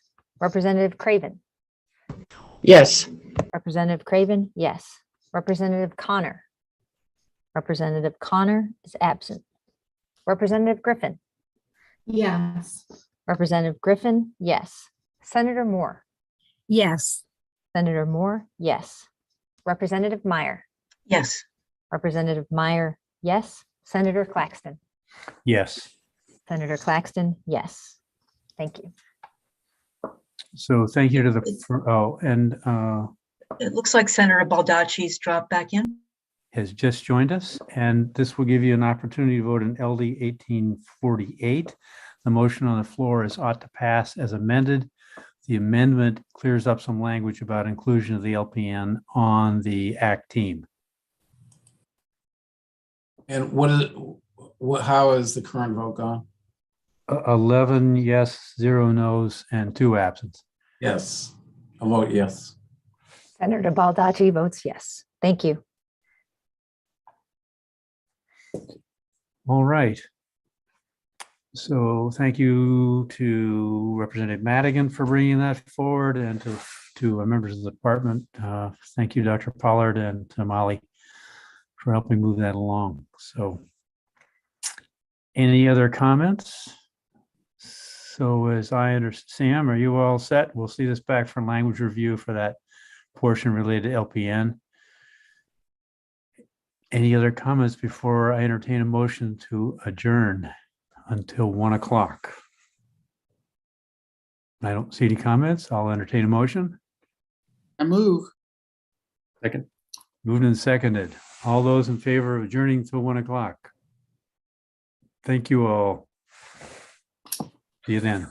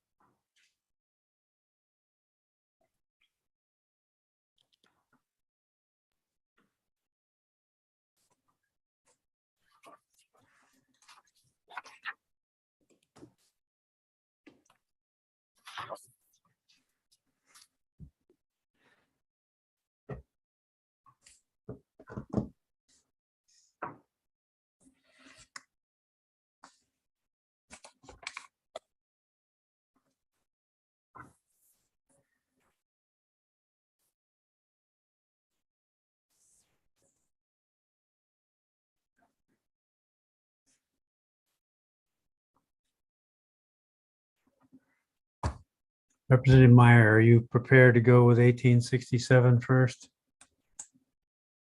I am simply introducing. Yeah. And 1765 last. Correct. And 1877, Representative Madigan, you're good? Yep. Thank you. So this is a resumption of the Joint Standing Committee on Health and Human Services work today. This morning was a work session. This afternoon is a public hearing. We'll be hearing on 3 different bills. And we ask that those testifying who are not legislators limit their remarks to 3 minutes. Senator Moore has been generously offering to keep track of the clock, and we'll give you a 30 seconds to go heads up. And we'll ask you to wrap up within that time frame. And Representative Griffin's in charge of reminding us about an hour 15 or 30 minutes in that we need a break, just to get up and move around for a couple minutes. So why don't we just quickly introduce ourselves again? We'll go around. We'll start with Representative Lemlin. Good afternoon, everyone. My name is Michael Lemlin. I represent House District 88, Chelsea, Jefferson, Whitefield, and half of Nobleboro. Representative Stover. Good afternoon. My name is Holly Stover. I represent House District 89, including the towns of Boothbay Harbor, Southport, Edgecombe, Westport Island, and part of South Bristol. Senator Baldacci. Good afternoon. I'm Joe Baldacci. I represent the city of Bangor and the town of Herman in Senate District 9. Thanks. Representative Perry. Good afternoon. I'm Ann Perry. I represent House District 140, which includes the communities of Indian Township, Baileyville, Barron, Calais, Charlotte, Robinson, Perry, Pembroke, and Pleasant Point. Representative Griffin. Good afternoon. My name is Abigail Griffin. I represent House District 102, which is Glenburn, Levant, and Candace. Representative Madigan. Good afternoon. I'm Colleen Madigan. I represent House District 110, which is part of Waterville and part of Oakland. Representative Javner. Thank you, Senator Claxton. Good afternoon. I'm Representative Kathy Javner, and I represent House District 141, which is located in Penobscot and Washington counties. And happy 2/2/22 Day. Senator Moore. Thank you. And Representative Javner, we're glad you're back with the natural trees in your background. Yay. Good afternoon. I'm Marianne Moore, and I represent Senate District 6, which is all of Washington County, as well as Goldsboro, Winter Harbor, and Sullivan in Hancock County as well. Representative Zager. Hello, everyone. Thank you, Mr. Chair. Sam Zager, District 41, Portland, with much less inspiring background compared to Representative Javner. Representative Meyer. Thank you, Mr. Chair. I'm Representative Michelle Meyer, serving Southern Maine's District 2, which is Elliott and parts of Kittery and South Berwick. And I'm Ned Claxton, honored to represent the folks in Senate District 20, which consists of Auburn, Minot, Mechanic Falls, Poland, and New Gloucester. A couple minutes ago, I thought I heard Representative Craven, but I don't see her now. We may have other people joining us later on. The staff this afternoon is Anna, so I'll let you introduce yourself. Hi, I'm Anna Broom. I'm one of the legislative analysts for this committee, and I work in the Nonpartisan Office of Policy and Legal Analysis. And Karen? Thank you, Senator. I'm Karen Thomas, and I'm the clerk for the Health and Human Services Committee. You can reach me at hhs@legislature.maine.gov. So we will be going to the public hearing portion and taking notes. First off is LD 1867, and I turn it over to Representative Meyer. Thank you, Mr. Chair. Mr. Chair, esteemed colleagues on the Health and Human Services Committee, I am Representative Michelle Meyer, serving House District 2, and I am pleased to introduce on behalf of the Department of Health and Human Services, LD 1867, an act to codify Maine Care rate system reform. With that introduction, I am looking for Director Probert, who I believe I saw in the attendees list. There she is. We'll bring her over. Yep, on the way. And we can't leave out Molly in case we have any other questions, so we'll bring her over.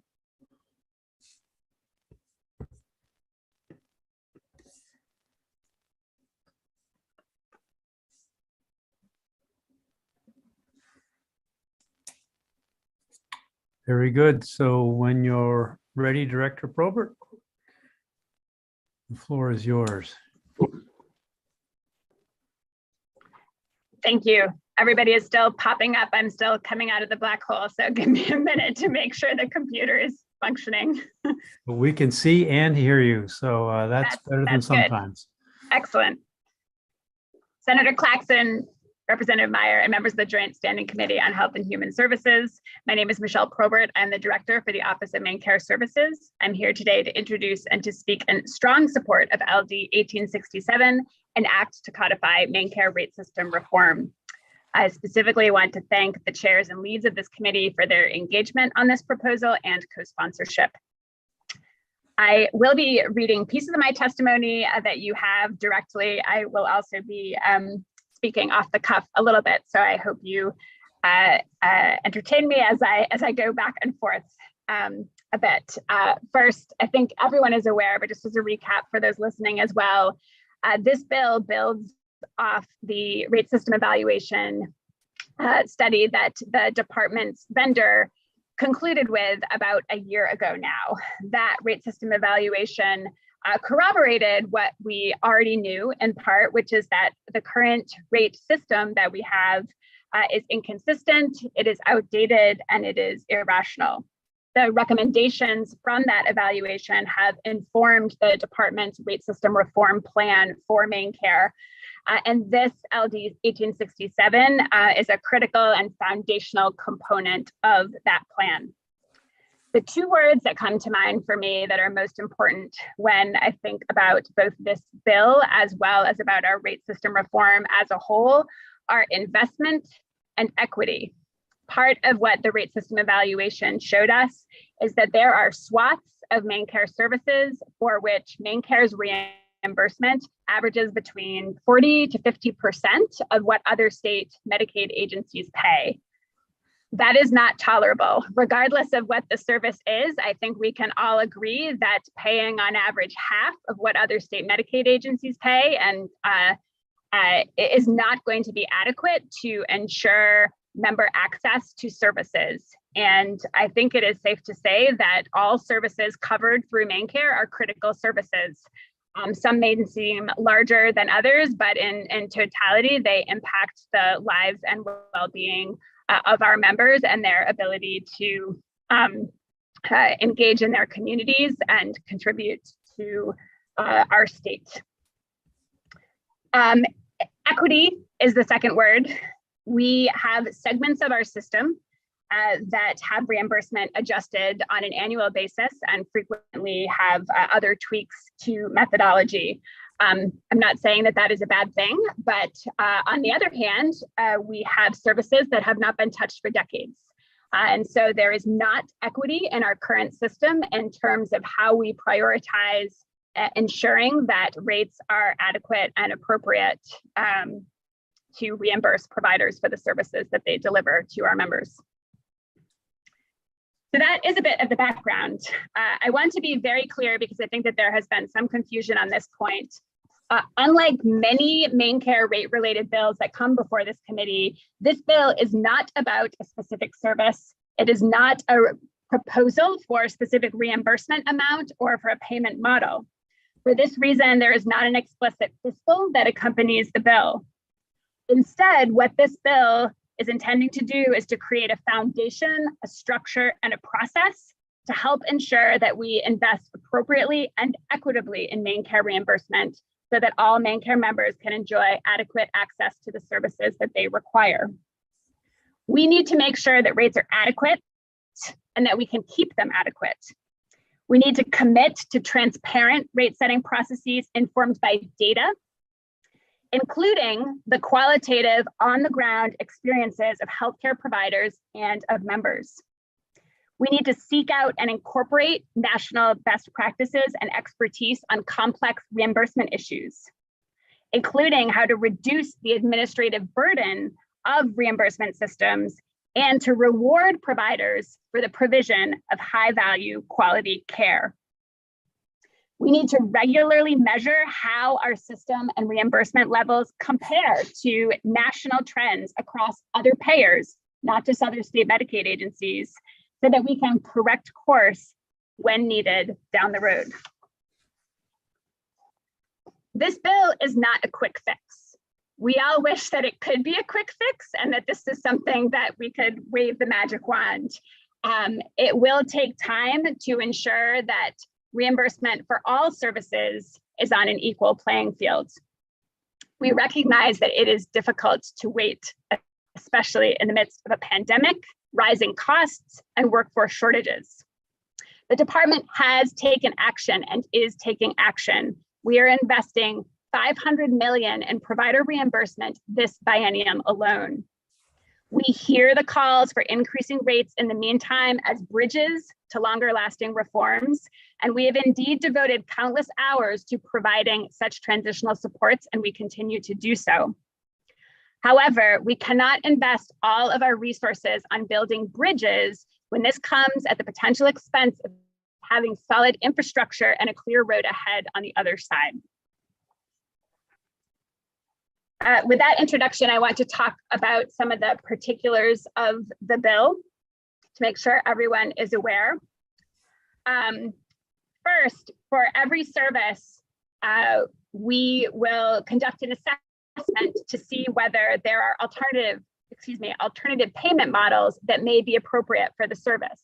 And the point of those alternative payment models, or APMs, is to make sure that where possible and appropriate, we are tying reimbursement for a service to the value of that service. In other words, looking at quality performance and making sure that we are keeping an eye on costs as well, which absolutely includes appropriate utilization.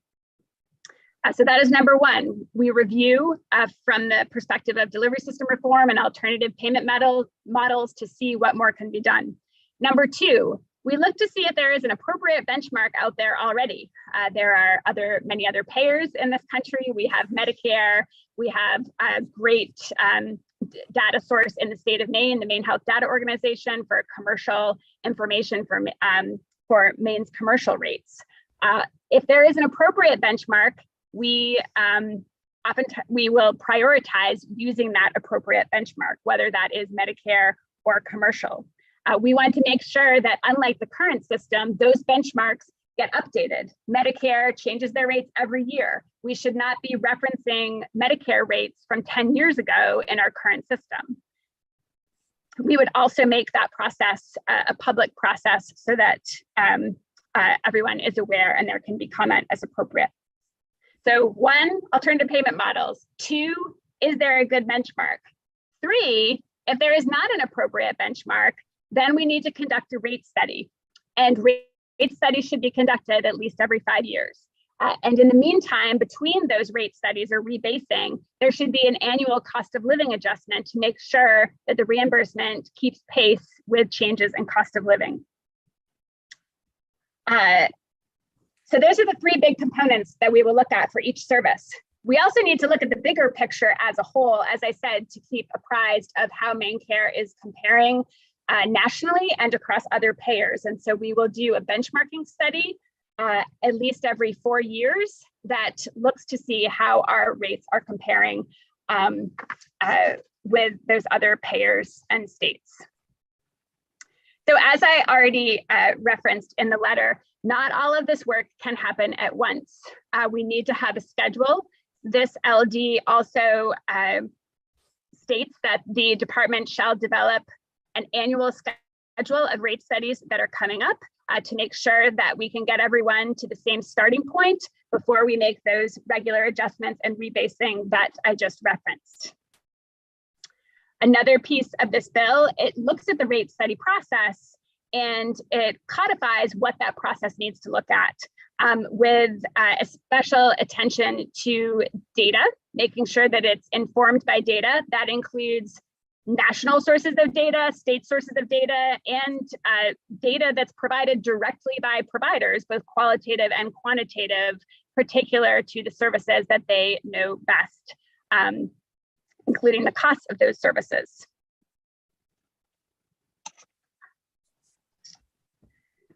I also wanted to note that this LD also would clarify and codify that when we change the methodology for reimbursement, we need to conduct rulemaking.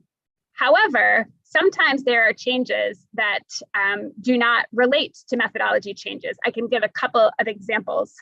One is there are many, many codes within Medicare. I think many of us can appreciate that. Sometimes Medicare adds a new code.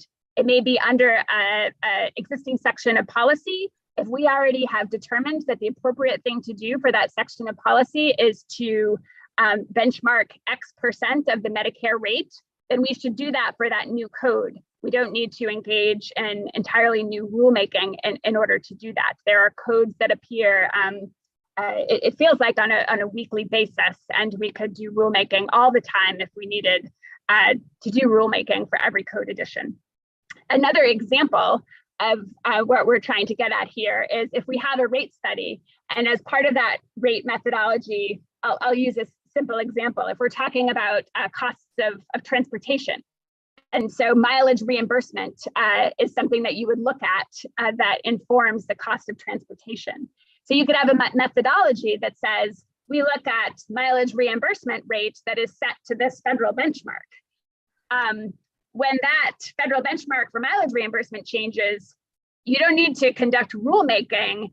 It's going to impact the dollar amount of the rate, but we're still using the same federal mileage reimbursement methodology benchmark. And so if the methodology changes, we conduct rulemaking. If it doesn't change, but an input changes and we know what that input is, then we just make sure that we're referencing the resulting dollar changes and rates so that it's publicly accessible.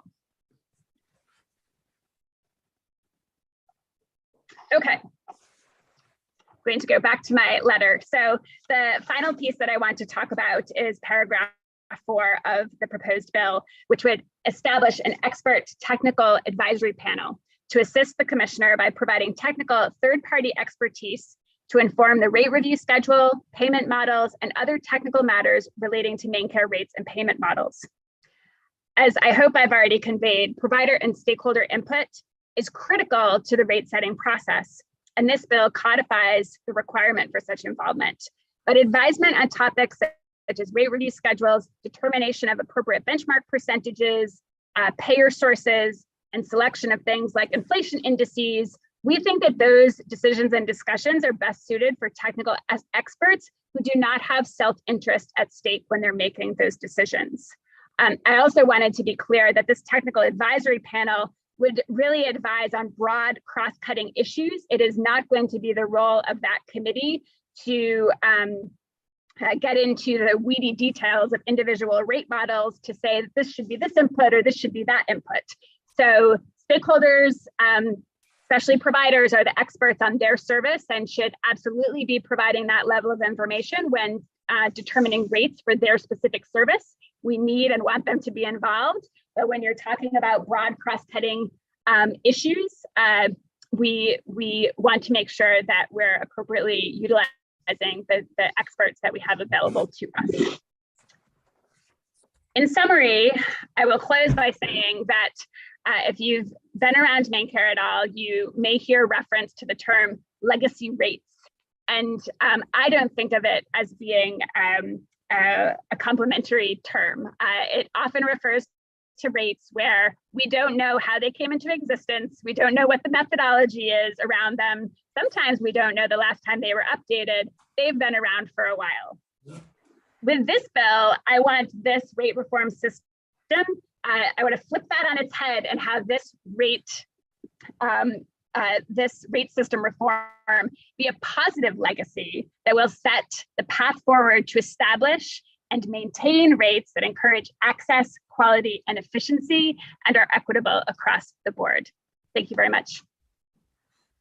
Thank you for your testimony. Are there any questions of Director Probert? Yes, Representative Zager. Thank you, Mr. Chair. Director Probert, thank you very much for the work that underlies all this, as well as the presentation. Can you give an example of a broad cost-cutting issue that you would anticipate over the next 10, 20 years, or whatever horizon you'd like, that a technical advisory panel might be best suited to weigh in on? Absolutely. So one example is stated in the bill, which is, as I said, all of this work can't happen at once. And so we need to have a schedule. And we want to have input and advisement on that schedule. And so obviously, especially if you have not had a rate study in a while, that schedule is of great import to providers. So that is one example. I'll give another example where I have my own opinions, but aside from that, when you're looking at what an appropriate cost of living adjustment index is, especially if there's a desire to have a consistent approach to what that index should be, that's another area where it would be appropriate for a technical advisory panel to weigh in on the basis of their expertise.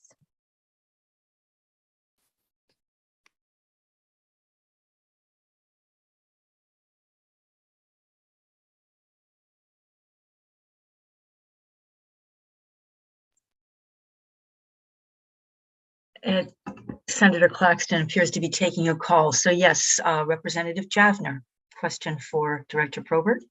Yes, thank you, Madam Chair.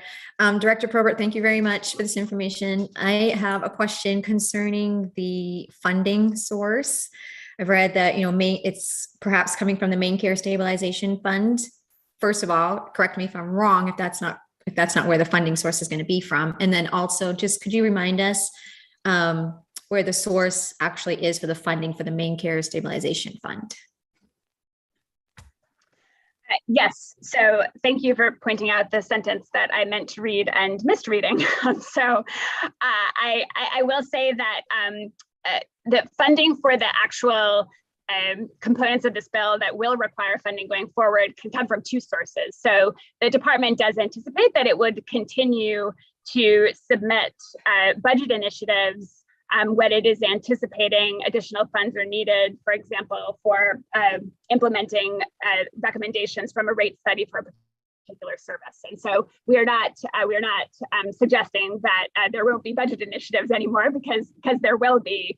But this bill would provide additional flexibility to the department to access the Main Care Stabilization Fund as appropriate to meet the objectives of this bill. And so looking at annual COLA adjustments, sometimes the actual cost of living isn't what was projected to begin with.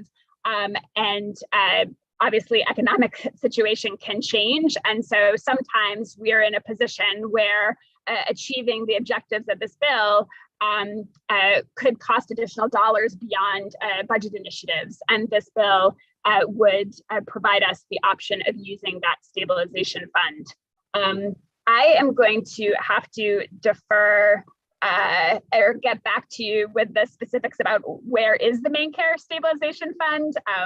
I will confer with our deputy director and give you I'm never good at remembering appropriation lines, etc. So I'm not going to try right now.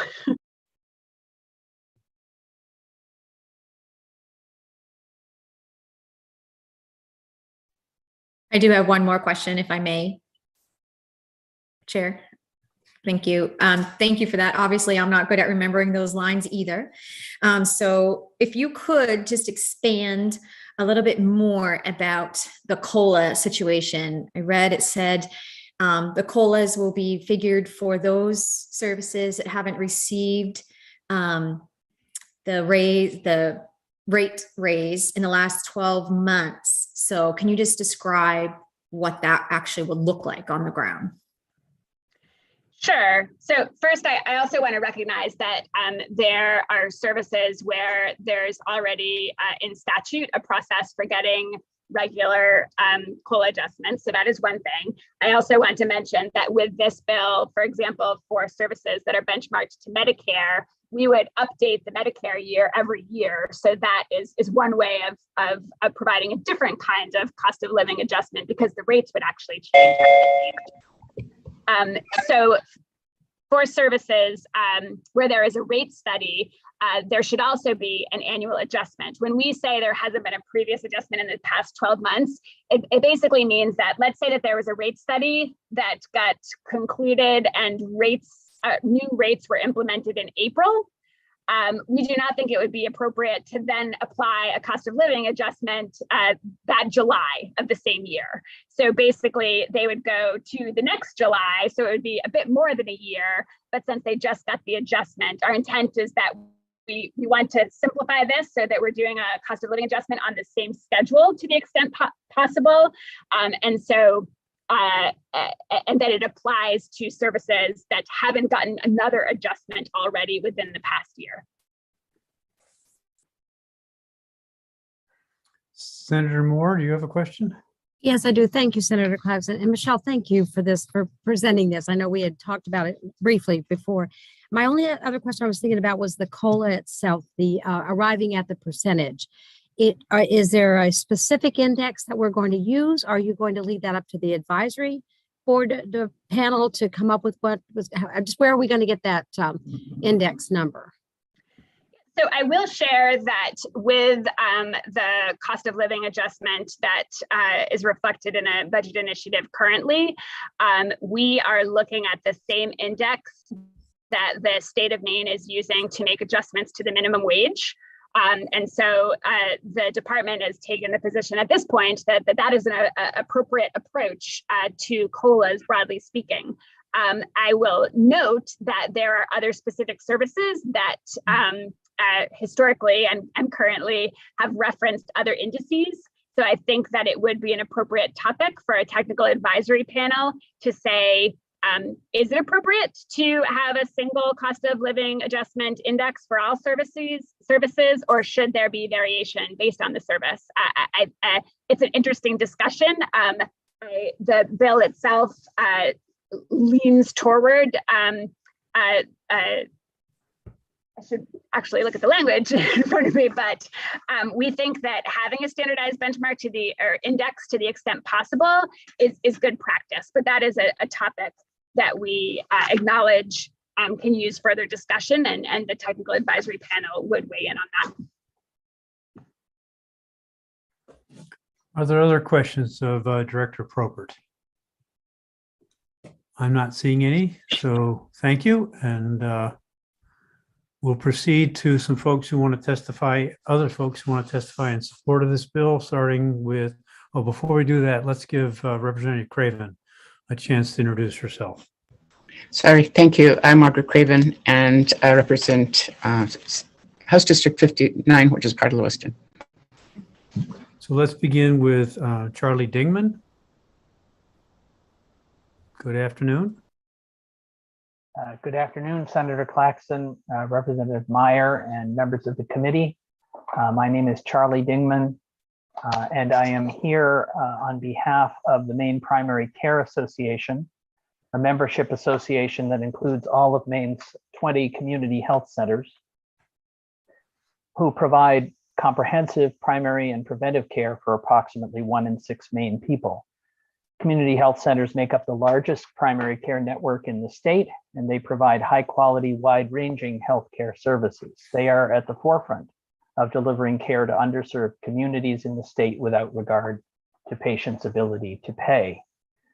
The Maine Primary Care Association supports LD 1867 and welcomes the department's proposal to introduce a systematic structure for ongoing review and updating of provider rates paid by Maine Care for a wide range of services. FQHCs, as pioneers in integrating care and addressing the social determinants of health, providing access to all, regardless of ability to pay, is particularly pleased with the department's initiative to give ongoing attention to how its payments can best meet these goals. Redesign of payments to invest resources where they will yield the highest value for patients is a building block for a reformed healthcare system that can deliver equitable access to better healthcare. As you consider this bill and put it in final form for enactment, the Primary Care Association urges you also to consider building on the department's proposal to ensure that the rate reform framework that they are proposing and that you will authorize is flexible and inclusive enough to achieve the department's important goals. To that end, we hope that the department and the committee will consider several modifications to the bill as printed. I probably don't have time to outline all of the detail that's in my written testimony, but you have that before you, and I'll touch on just a couple of things quickly here. I also want to say that we have not had the opportunity, but would welcome the opportunity to talk with the department about our suggestions between now and the work session. First of all, we have learned from the department's initial efforts to develop a comprehensive rate system evaluation that selection of comparisons for benchmarking can be difficult and potentially misleading, especially if attention isn't given to the comparability of the systems for which payment is being made in different states, the total bundle of compensation made from different sources in other states, or the different— Charles. Pardon? 30 seconds. Thank you. So benchmarking, it's particularly important to be careful with it.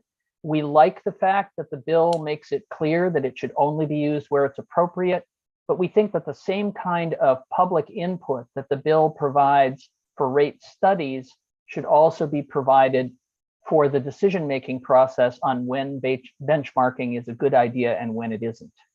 I'll leave the rest of the suggestions that we have to my written testimony, and I'd be happy to respond to any questions.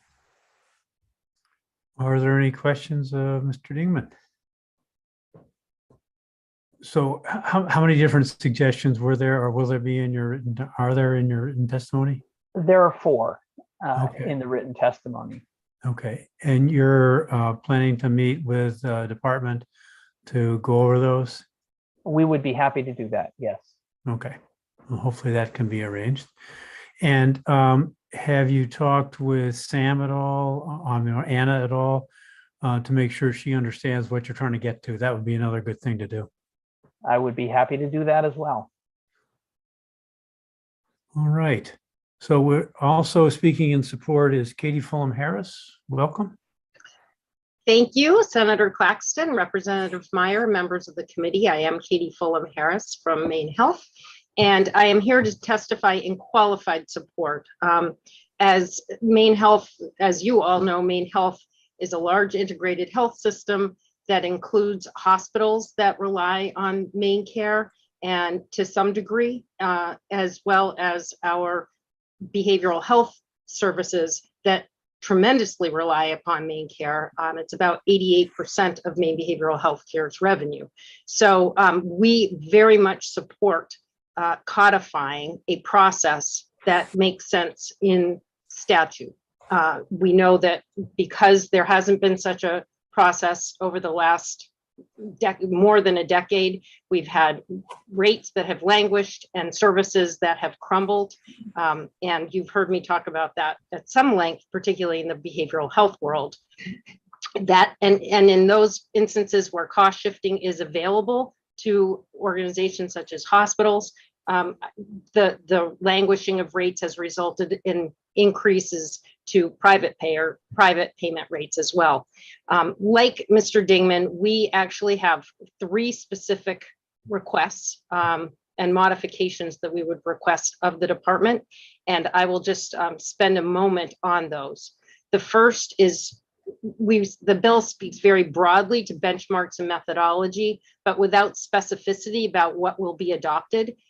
We appreciate that specificity probably is not appropriate for law, and we generally agree that adoption of the principles and processes does make sense in law. But we believe that providers should have input into the elements of the rate review process, and we suggest that major substantive rulemaking be used to identify the rate development principles and processes that are identified in Section 1. The second request that we have is that should providers have input into the benchmarks and methodology used to develop rates, we are comfortable that the rate adjustments be made through routine technical rules, as it appears to be the case in Section 2. However, we also believe that should providers have concerns that such a rate adjustment is not appropriate for some reason or other, an appeals process be included in the bill so that there is a clear path for providers to use when they are not confident that a rate is going to meet their needs. Very importantly, we know that costs have been increasing dramatically, and we want to ensure that we have input into, as Mr. Dingman noted, things like the comparator states that are going to be used, the COLA methodology that was mentioned earlier. We feel strongly that shouldn't simply be determined by the department, but there needs to be a public process used for those kinds of decisions. So with that, I will stop and be happy to answer any questions. Thank you for your testimony. Are there any questions for Katie? I'm not seeing any. Again, thank you for being here. Next, we'll go to Lisa Harvey McPherson. Yeah, good afternoon, Senator Claxton, Representative Meyer, and committee members. My name is Lisa Harvey McPherson, and I'm the chair of the Government Affairs Committee for the Home Care and Hospice Alliance of Maine. I'm here today to speak in support of this bill on behalf of home care and hospice providers caring for patients throughout our state. The Alliance supports the direction outlined in this bill to establish a clear framework for Maine care provider rates and subsequent adjustments. We've been challenged with the current process for rate adjustments, resulting in the need for legislation. Most recently, the Alliance appeared before this committee supporting a resolve directing the Department of Health and Human Services to adjust reimbursement rates for certain home-based services. This bill represents an important rate adjustment for critically needed RN and medically complex patient services in the home. We ask that the committee strongly consider a transitional process to bridge rates until an ultimate date in which the new payment policies will be in effect. For home care services, we expect that delay will be in the 2024 to 2026 timeframe. We also have 2 recommendations to strengthen this bill. We strongly recommend an emergency rate adjustment process. Some of the committees will remember when Home Care for Maine closed as a statewide provider of services caring for patients throughout the state of Maine. Patients were disrupted and employees were disrupted. There are times in which the costs escalate in a way that don't exactly align with a structured rigor rate adjustment process. We ask that an emergency process be added to allow the flexibility for an emergency rate adjustment to offset closure and discontinuation of services. And I also recommend that you consider the technical advisory panel and the construct of that panel to provide some direct provider input into that expertise. While I understand you've heard comment regarding concern with the provider community that would recommend and guide on information that would ultimately impact their business models, they bring to the table the exact business model expertise that would assist in the process of the various considerations of the panel. And with that, I welcome any comments or questions that you have. Thank you very much. I don't see any questions from the committee at this point. Before we proceed to a number of folks who want to speak either against or neither for nor against, I want to make sure we give everybody a chance who wanted to testify in support of the bill, the opportunity. So if you're on the attendee list and you'd like to put your hand up, we can bring you in so that you can provide testimony. Not seeing any hands up. We can go to hear from folks who want to testify against, and we'll start with David Landry. And then go to Ben Hinchy.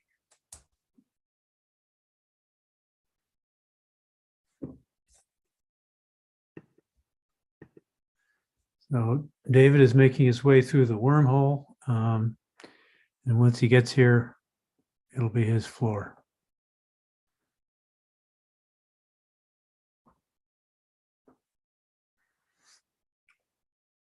Welcome, David Landry. If you'd care to unmute and join us. Thank you. Senator Claxton, Representative Myers, and members of the committee. My name is David Landry, and I'm the Chief Executive Officer of Spectrum Healthcare Partners, and I am also a resident of Auburn.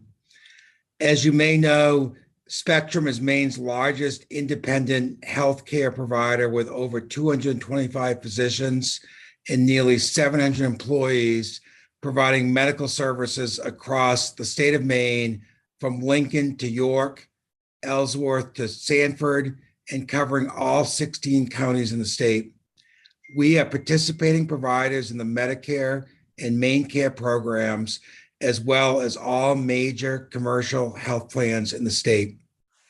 We also provide over $10 million in charity care or free care to Maine citizens, and over $500,000 in charitable contributions to many not-for-profit organizations across the state.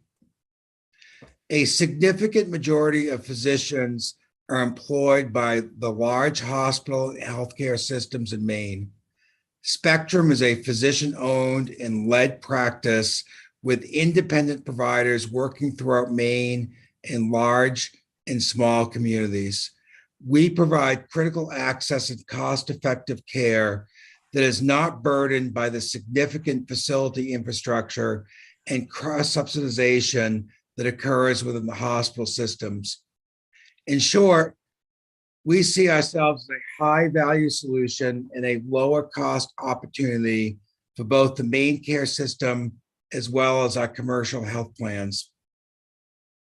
As you know, Maine is the oldest state in the nation and getting older.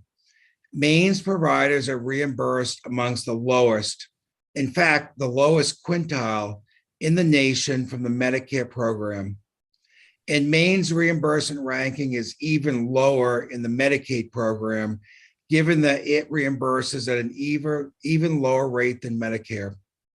The net effect is that Maine citizens and businesses shoulder an increasing burden of the healthcare costs in the state through taxes to fund the governmental programs that provide inadequate payments for our citizens' healthcare services, and then through ever-increasing private insurance premiums as the private sector is forced to make up the shortfall associated with the lower Medicare and Medicaid payments.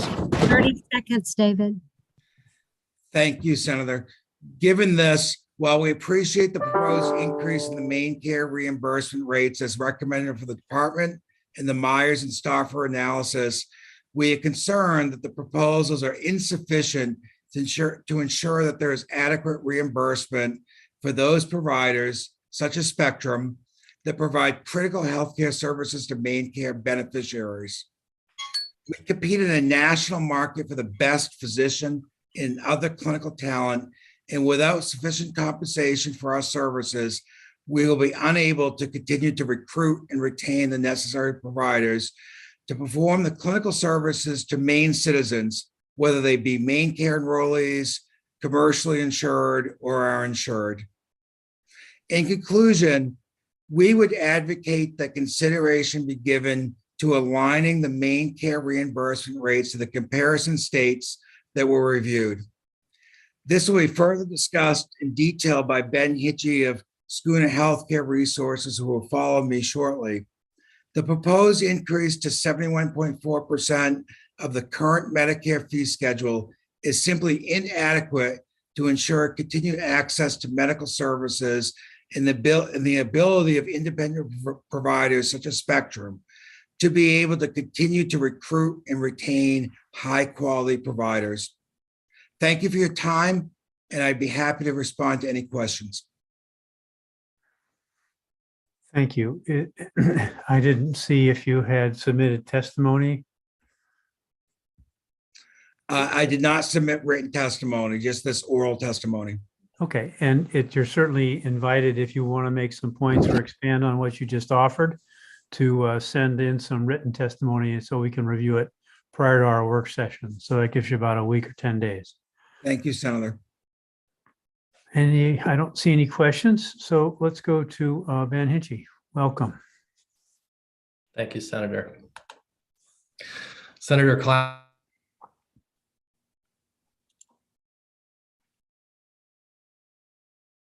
Whoops. Ben just got dropped. I didn't do Yep, that. he'll be back in a second. I can see didn't what do that. happened.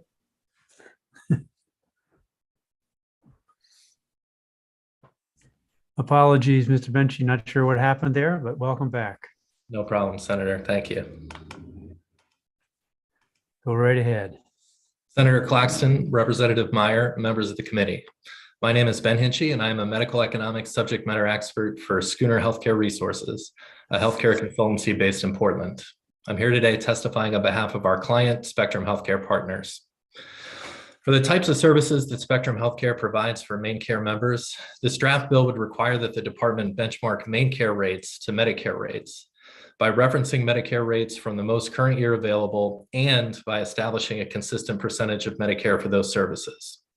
The draft bill, however, does not specify the consistent percentage, nor does it specify how the department would establish such a percentage. However, the final report from the department's vendor, the accounting firm Myers and Stauffer, does make a specific recommendation as to that consistent percentage, which the department put forth in its DHHS Main Care System Reform Part 2 Biennial Budget Proposal dated May 12, 2021.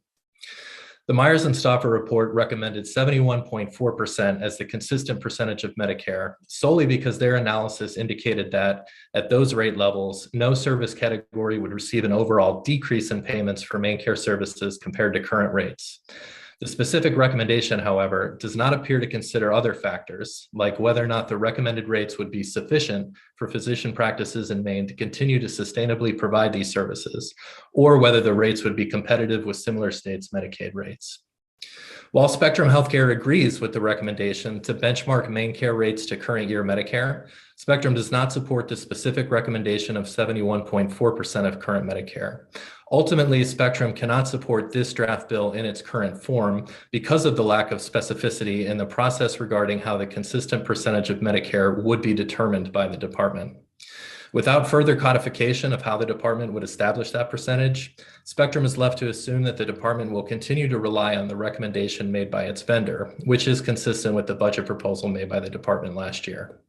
Assuming that recommended percentage, 71.4%, is applied, we estimate that the overall payments to Spectrum Healthcare for services provided to main care members might increase by approximately 8%. To put that in context, in the time since the majority of main care rates were last updated in 2010, inflation has increased by 38.5%. For further context, at the current main care rates, we estimate that Spectrum Healthcare loses approximately $2.8 million per year in the provision of care to main care members. The proposed rates might mitigate those losses down to $2.2 million per year. This negative. Thank you, ma'am. This negative impact on Spectrum Healthcare's bottom line increases the pressure on Spectrum to make up for main care losses on its commercial insured business. In an ideal world, main care rates would be set at levels that would cover costs for physician practices in Maine. However, given the fiscal realities that Maine faces, Spectrum proposes main care rate levels that are at least consistent with the comparison Medicaid rates from similar states, which would equate to approximately 85% of current Medicare on average. Rates at these levels would still lead to losses in excess of $1 million per year for Spectrum, so Spectrum considers this to be a significant compromise position. Thank you for the time. I'd be happy to respond to any questions. Are there any questions about that? And does your testimony, or can your testimony written reference the comparator states that you're referring to? Or are you referring to the ones that the department is? The answer to those questions is the same. So the comparison states that we're recommending are the same comparison states that were made in the department's vendor reports, Myers and Stouffer's reports. Okay.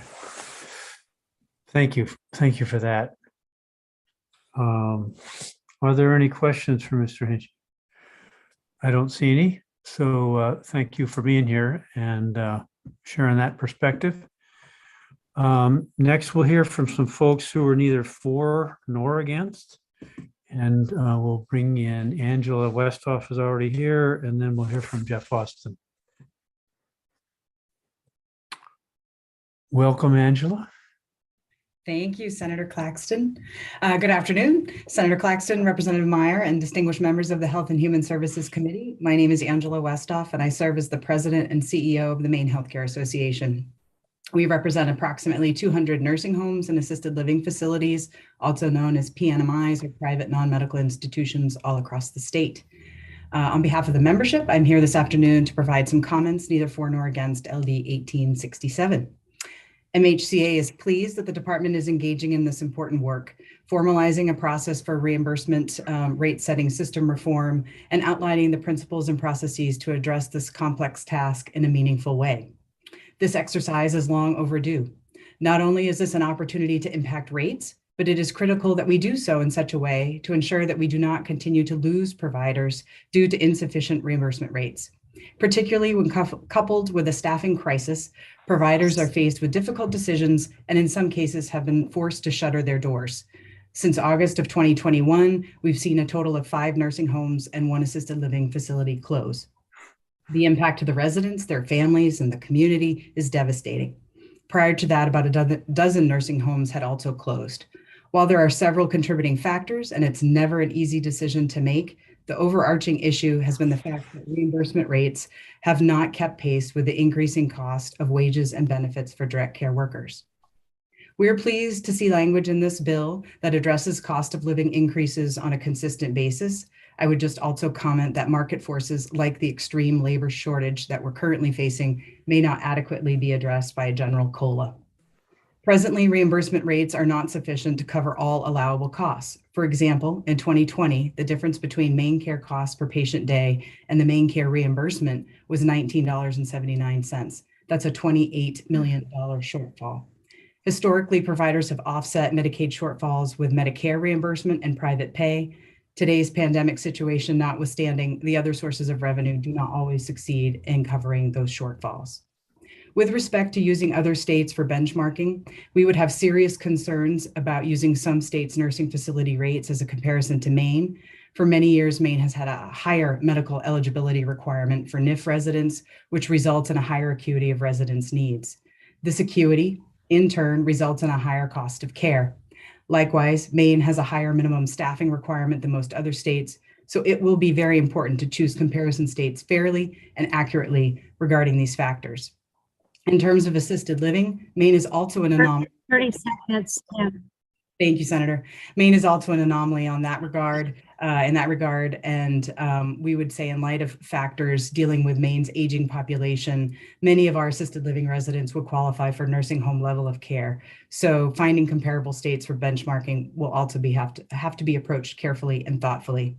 Similar to other colleagues who have mentioned a few recommendations, we would suggest that perhaps a mechanism be considered for providers to provide input or other qualified third-party and financial experts to submit information to this main care rate advisory panel for their consideration, as the bill language clearly limits membership to state officials only. I think we can all agree that sufficient reimbursement rates are critical to preserving access to many of Maine's most needed healthcare services. Thank you for the opportunity to submit comments. Thank you, Angela Westhoff, for your testimony. Are there any questions? I'm not seeing any, so we can hear from Jeff Austin now. Senator Claxton, members of the committee, my name is Jeff Austin. I'm here on behalf of the Maine Hospital Association. I have provided you written comments with 5 suggestions. I'd actually like to make it 6. I will try to go quickly. My first point is picking up on what Mr. Hinchey was talking about with respect to establishing a percentage of the Medicare rate as a benchmark.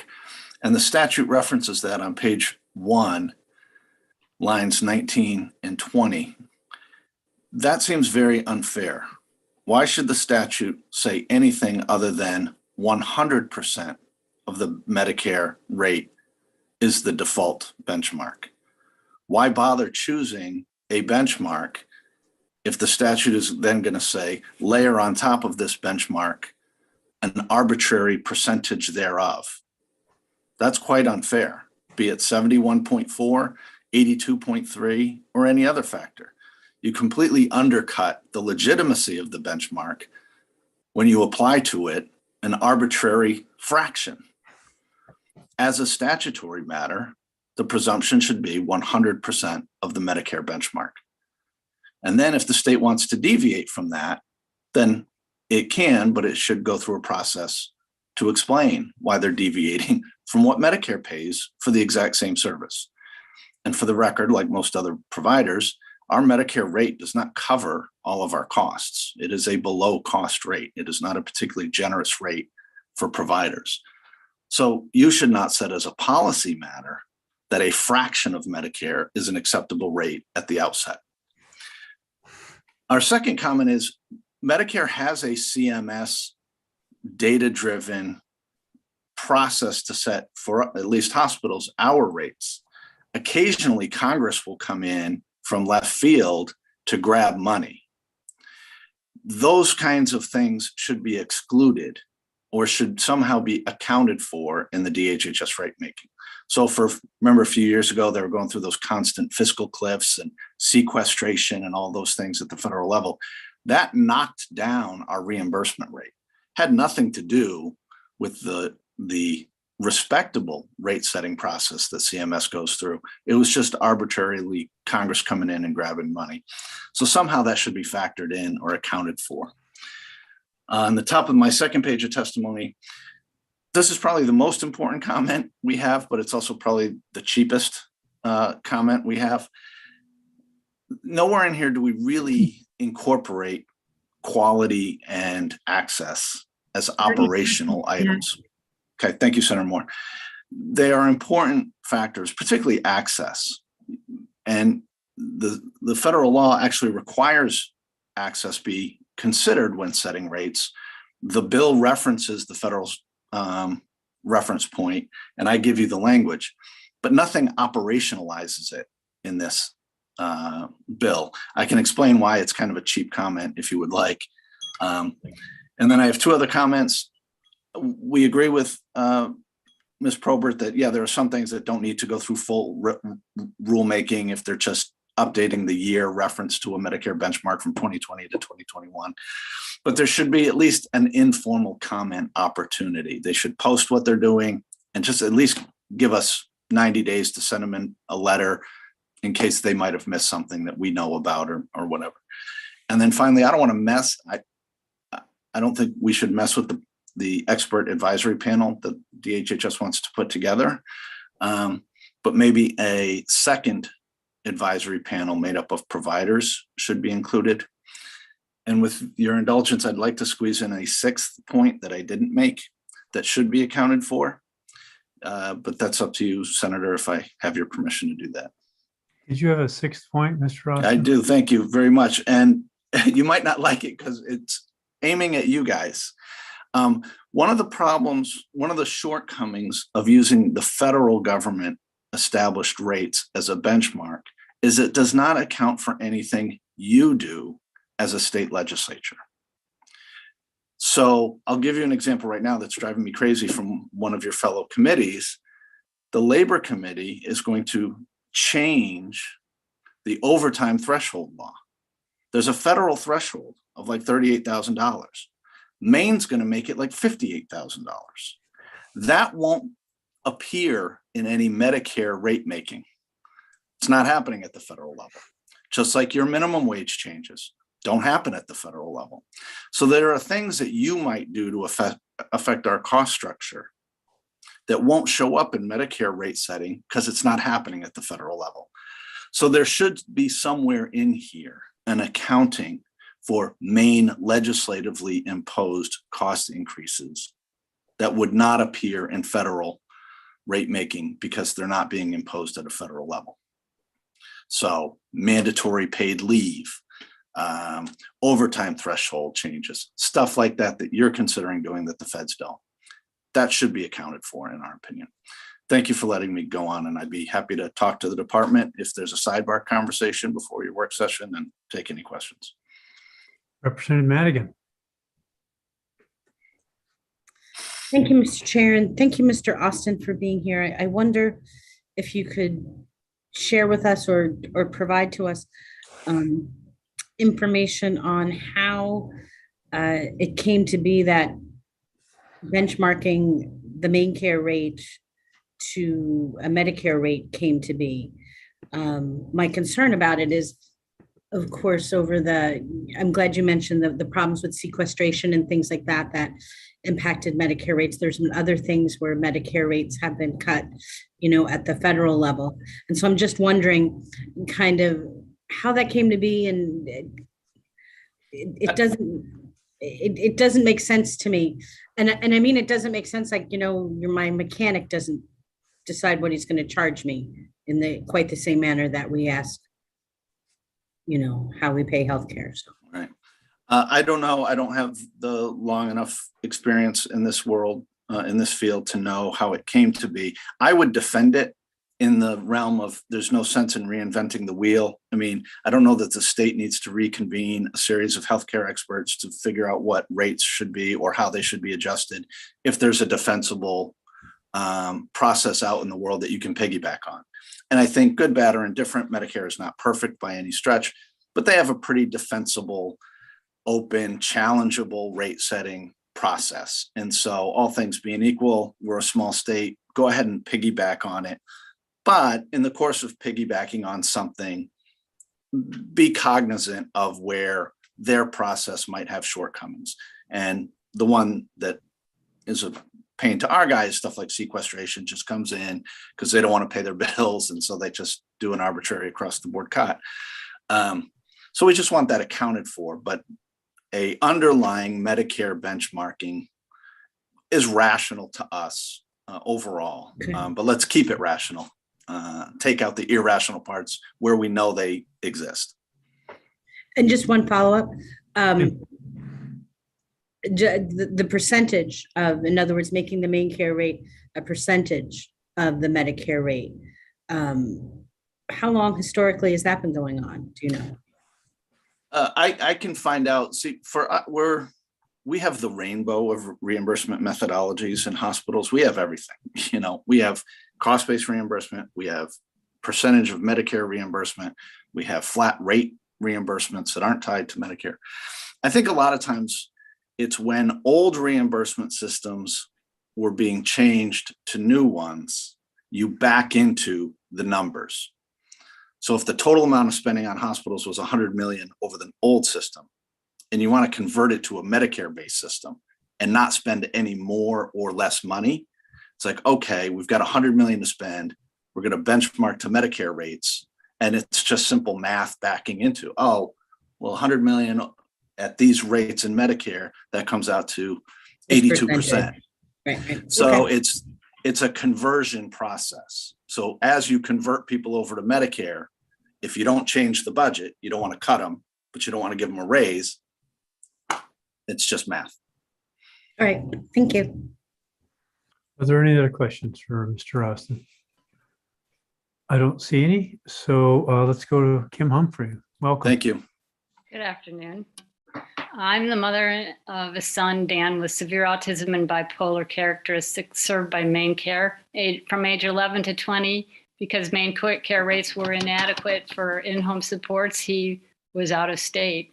Appropriate daily support is necessary for him to be included in this community. And I'm founder and president of Community Connect Maine, a 501c3.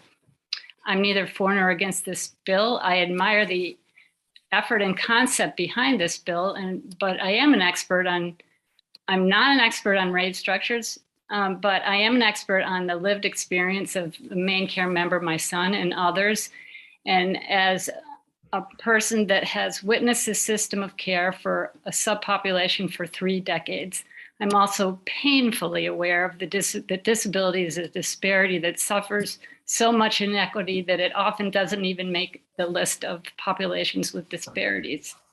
My experience is that there are very few resources with the knowledge and ability to give my son access to daily living opportunities in his community. He has it now, but the Maine Care system that serves him is declining. The solutions for his future well-being, if it continues, are bleak. A rate formula should not create such a damaging and heart-wrenching cost shift, such as sending people out of state. If there is a dynamic and trusted communication channel between Maine Care bookkeepers and those providing and receiving human care, we have the foundation of a bill that has the potential to meet members' needs. This kind of public transparency is essential. Last year, when I testified about the 125% of minimum wage bill, I encouraged legislators to ask DHHS some basic questions about how the services and people within the system were doing to help them decide how to vote. A few of these questions were, how many people have lost their group homes and where are they now? I'm on the Developmental Disability Services Oversight Advisory Board and had the opportunity to pursue this question myself with ODES. MASB had to help ODES answer the question because ODES had no idea. 84 people had lost group home placements. ODES didn't know where they were or if they were okay. Why didn't they know this? DHHS Maine Care was making decisions about people's lives like my son without the most relevant piece of information. How are they doing? Does this bill correct that neglect? I was a member of the Long-Term Care Workforce Commission as a consumer voice. I knew that 125% increase was a top priority for all sectors and was thrilled when the money was included in the budget last year. The thrill turned into betrayal when I learned about the murky Maine Care move that manipulated the IDD sector rate structure that was expected in such a way that most of the increase was obtained by grabbing the money from the direct care workers out of the providers' programming and administration costs. This move hurts the sector that's already much in decline. Isn't that obvious? This is Groundhog Day, and it feels like we're in the Groundhog Day movie coming here to the legislators year after year after year after year. Keep trying to get it right so that we don't have to come back next year. So I'm hoping that I do trust this committee to only pass a bill in the form that can bring us peace with no need to return for the same reason next year. And I'm counting that your committee will assure that this bill is a vehicle to create Maine Care rates, not Maine doesn't care rates. A question from Representative Craven. Thank you, Mr. Chair. Thank you, Kim. Where are the 84 people that lost their placement in group homes? I don't know. I think that they've looked into it, and I know that there's more. There's more since then, and there's people that have hours that are not getting filled, and a lot of different programs in this sector, and people who are not on the wait list that aren't being served because there's no hours. Our whole community at JFM, the community programs are all shut down because of the workforce shortage. So lowering the rate on providers is, potentially going to collapse. and not, I mean, I know how hard it is to understand this service sector, and I don't believe state to state you can really compare, because it's like there's pockets of good care and pockets of care that doesn't work in every state. And to just try and systemize such a complex population that can't even make the list of disparities.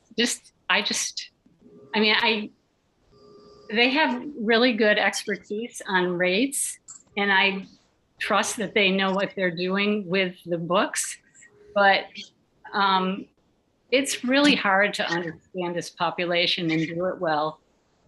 And it's hard to do it. It's just, I don't know. I think you have to be careful about not really knowing what's going on with the people when you decide a rate for this particular population. Thank you very much. Okay, I don't see any other questions. Thank you for being here, Kim. And next we'll go to Laura Cordes.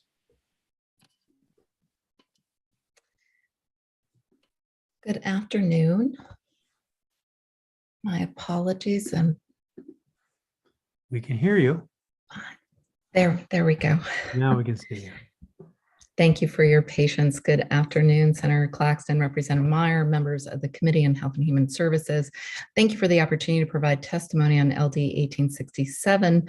My name is Laura Cordes. I'm the Executive Director of the Maine Association for Community Service Providers, MACSP. We are more than 70 organizations providing services and supports to thousands of Mainers with intellectual and developmental disabilities and brain injuries to live, work, and thrive in communities across our state.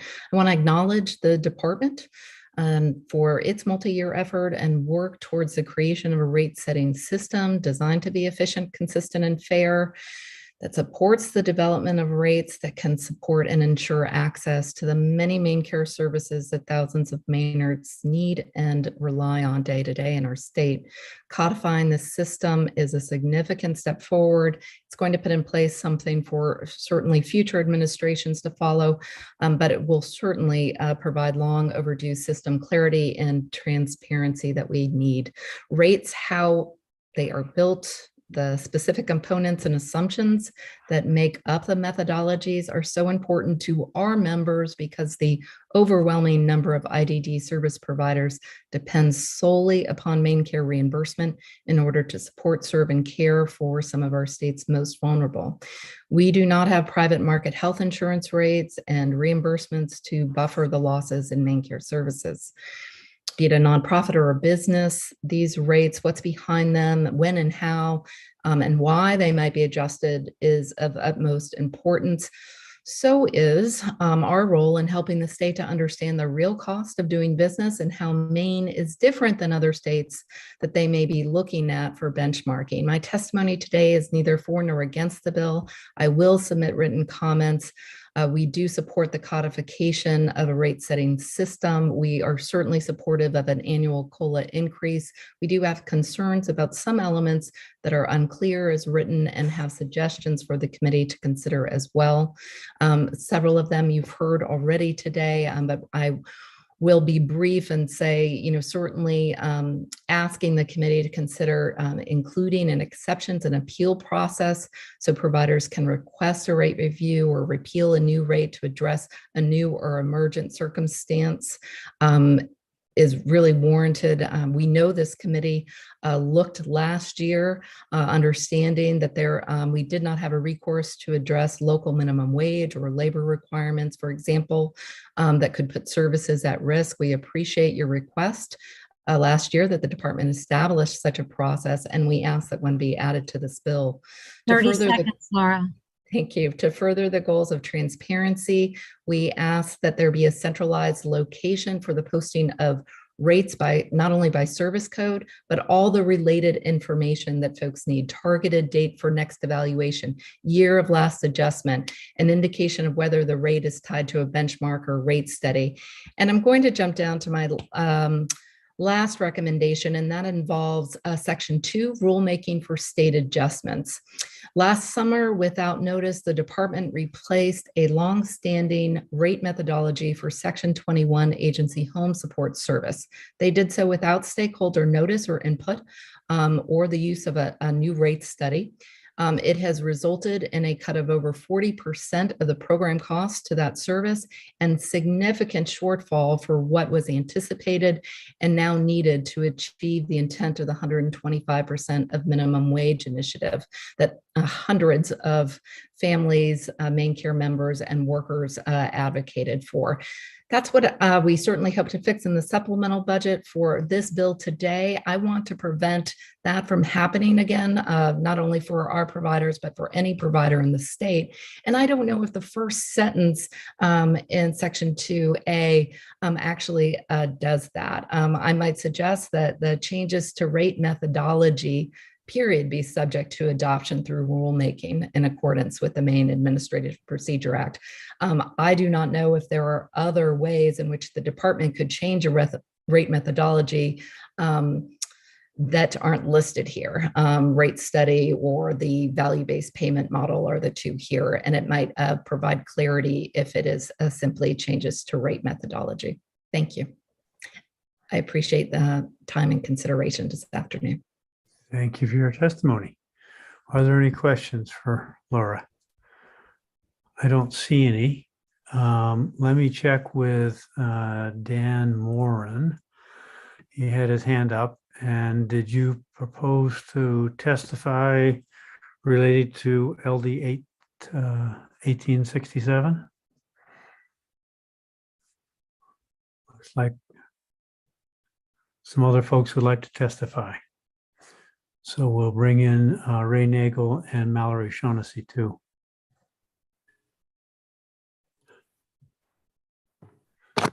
Good afternoon, Dan. Had you intended to testify on 1867? Yes, sir, Senator. Thank you very much. My name is Dan Moran. I am the Director of Communications and Government Affairs for the Maine Medical Association. The MMA represents more than 4,300 physicians, residents, and medical students across all clinical specialties, organizations, and practice settings. And the reason why I say that is that's why we are neither for nor against today. We don't have any written comments, but we will provide that. As you're hearing today, there are varied opinions on the bill before you, be it from the health systems, independent practices, even physician specialty organizations such as pediatrics providing comments to you. First, we support the statutory framework for rate setting. We've had concerns expressed by our members for years when the legislature has attempted to set rates in a patchwork fashion with various clinical groups, organizations, and providers introducing their own bills to have rates increased. Some succeed, some don't, but it can oftentimes end up coming down to political will, might, relationships, and other factors, whether before this committee or appropriations. This process we certainly support, which places rate setting review, study, and rate setting mostly in the hands of the department and Maine Care. That being said, if it's okay, we'd like to jump on board with the comments of the Maine Primary Care Association and Maine Health on benchmarking and moving to a major substantive rule process on the points made by Ms. Fulham Harris. We also agree with Mr. Austin's comments that more attention needs to be placed on quality and access.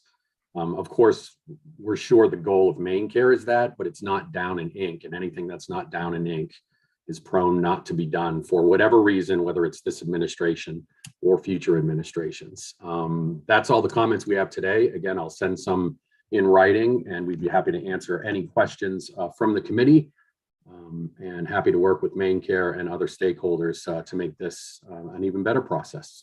Thank you, Senator, and thank you, Representative Meyer. Sorry for not recognizing you. Thank you for your testimony. Glad you put your hand up. Thank you, sir. And I'm not seeing any questions. So let's go to Ray Nagel. Good afternoon.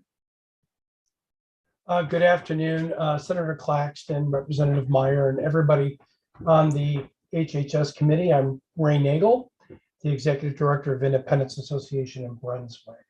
I'm testifying neither for or against this bill.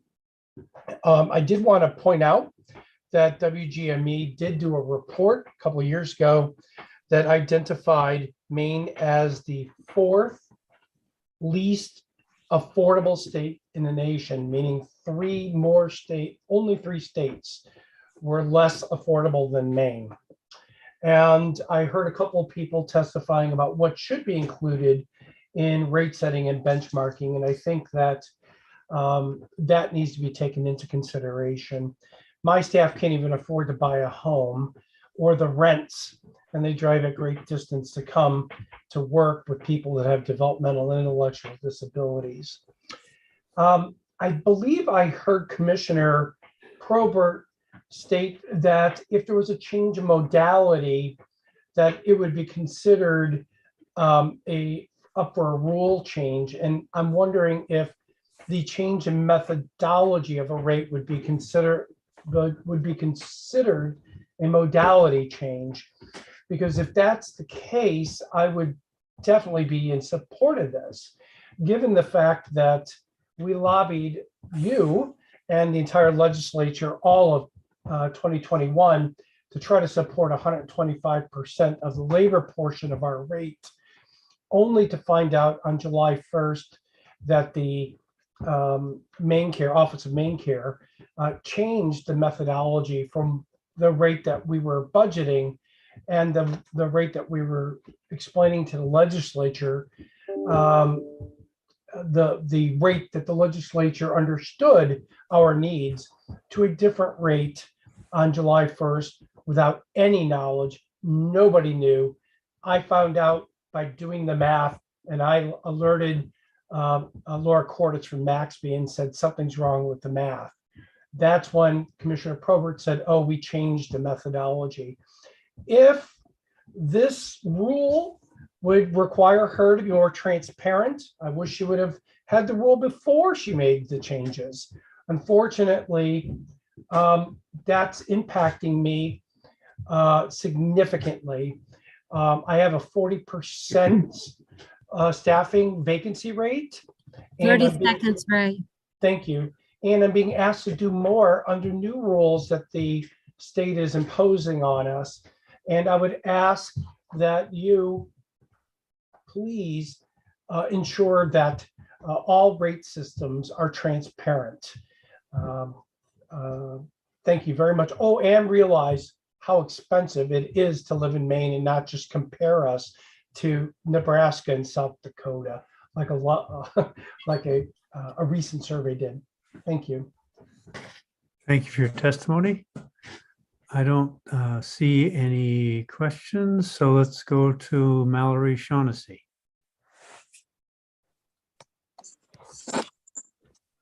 Hi, can you hear me all right?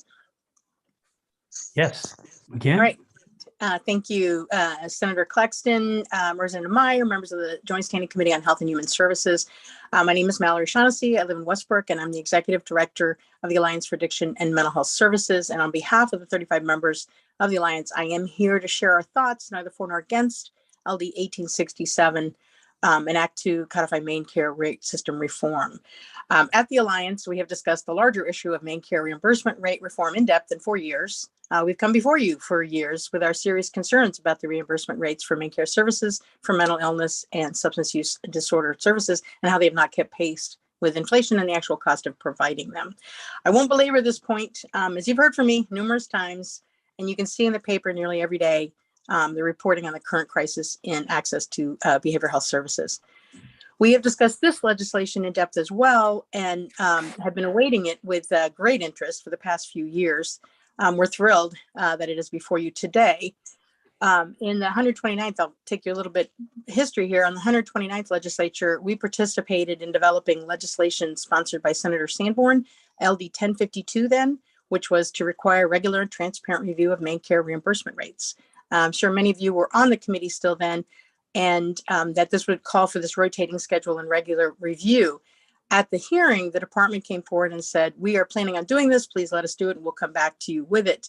And at the work session, you all killed the bill, then LD 1052, and said, go forth and prosper and bring it back to us, which they have done. And we offer great thanks to the department for the work they've done on this endeavor over the past several years. It's been a long and very thorough process. We're in support of many sections of this legislation. However, we have some concerns with some things, and there are some things missing from this legislation, we would like to bring to your attention. I will be submitting written testimony as well. But let me just highlight a few of these pieces. So in support, the addition of COLAs is critical, and we thank the department for this. It will prevent that slow attrition of access that occurs over time as the rate just doesn't keep up in between the regular rate reviews, which we've seen over the years. We support using the Main Care Stabilization Fund to ensure that the recommended rate increases are able to happen in a timely fashion. There are times that may happen between budget periods. It may happen when it is in conflict sometimes with things happening at the legislature, but it's still a critical need. They would have access to do that. We wholly support that. We also support the research on appropriateness and development of alternative payment models. You've been hearing about the certified community behavioral health centers that are coming online, and we know, and we're very excited about those. And we know that fee-for-service rates just haven't truly been able to meet the need and provide the best quality care. Okay, so on the flip side, in my 30 seconds, and I will present something in writing, we do recommend adding some type of an appeal process for emergency situations, such as what happened in Portland. In the last session, and you had LD 652 before you that requested that type of a thing. You put it as an ought not to pass, similar to this other bill, and directed the department to come back to you this January with a way of including an appeal process for emergency situations in this rate codification. We do not see it there. Another recommendation is to add some type of a more broad provider stakeholder input, such as what was in LD 1052 2 years ago or 3 years ago now, that we had a main care reimbursement rate advisory commission that included a broad provider stakeholder input, not just at the rate setting itself. That's obviously important, and we know that that's in here, but at the greater meta level of looking over the system of care and what's needed, and when there may be external factors impacting the process of giving the services or access to the services, to have a group that can provide that much broader perspective than just this technical advisory group that's here, we feel would be an important addition as well, similar to what was in LD 1052 several years ago. And with that, I will stop, and I will send you written testimony with highlighting some of these pieces, and be happy to answer any questions or get you any other information for the work session. And I thank you very much for your time today. Thank you for that testimony. Okay, I'm not seeing any questions. So is there anybody else here who would like to testify on LD 1867? If so, please put up your hand. I'm not seeing any hands go up. So that will conclude the public hearing portion of our consideration of LD 1867. Let's go back to the committee to see if we have questions for Anna as we get ready for a work session. Anything anybody needs, wants, questions? I'm not seeing anything. There goes Anna. All right. So why don't we take a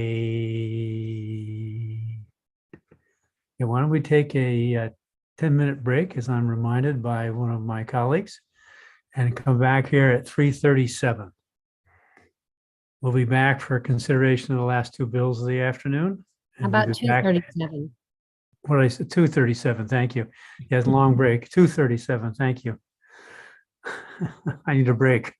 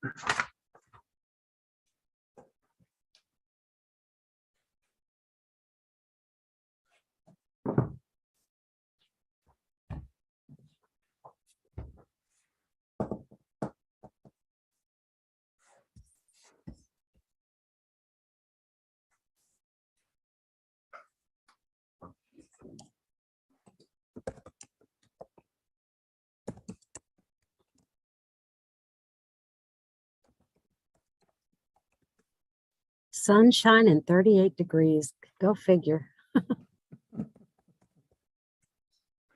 You have sunshine? Yep. Wow. No. You probably have fog. It's so warm.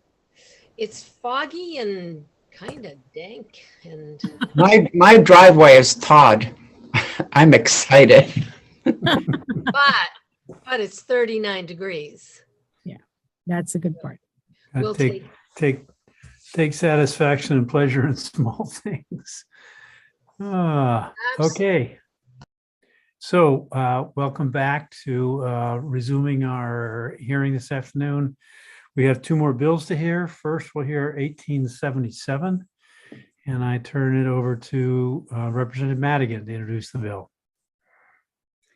Thank you, Mr. Chair. Senator Claxton, Representative Meyer, and members of the Joint Standing Committee on Health and Human Services. My name is Colleen Madigan. I represent House District 110, which includes parts of Waterville and Oakland. Thank you for the opportunity to come before you today to present LD 1877, an act to prohibit prior authorization requirements and step therapy protocols for medications addressing serious mental illness for main care recipients. LD 1877 prohibits prior authorization step therapy for medications to treat serious mental illness for Maine residents enrolled in the main care program. The decision on what medication to best meet a patient's needs is one best left to the provider and the patient based on the patient's history, symptom picture, family history, and other factors.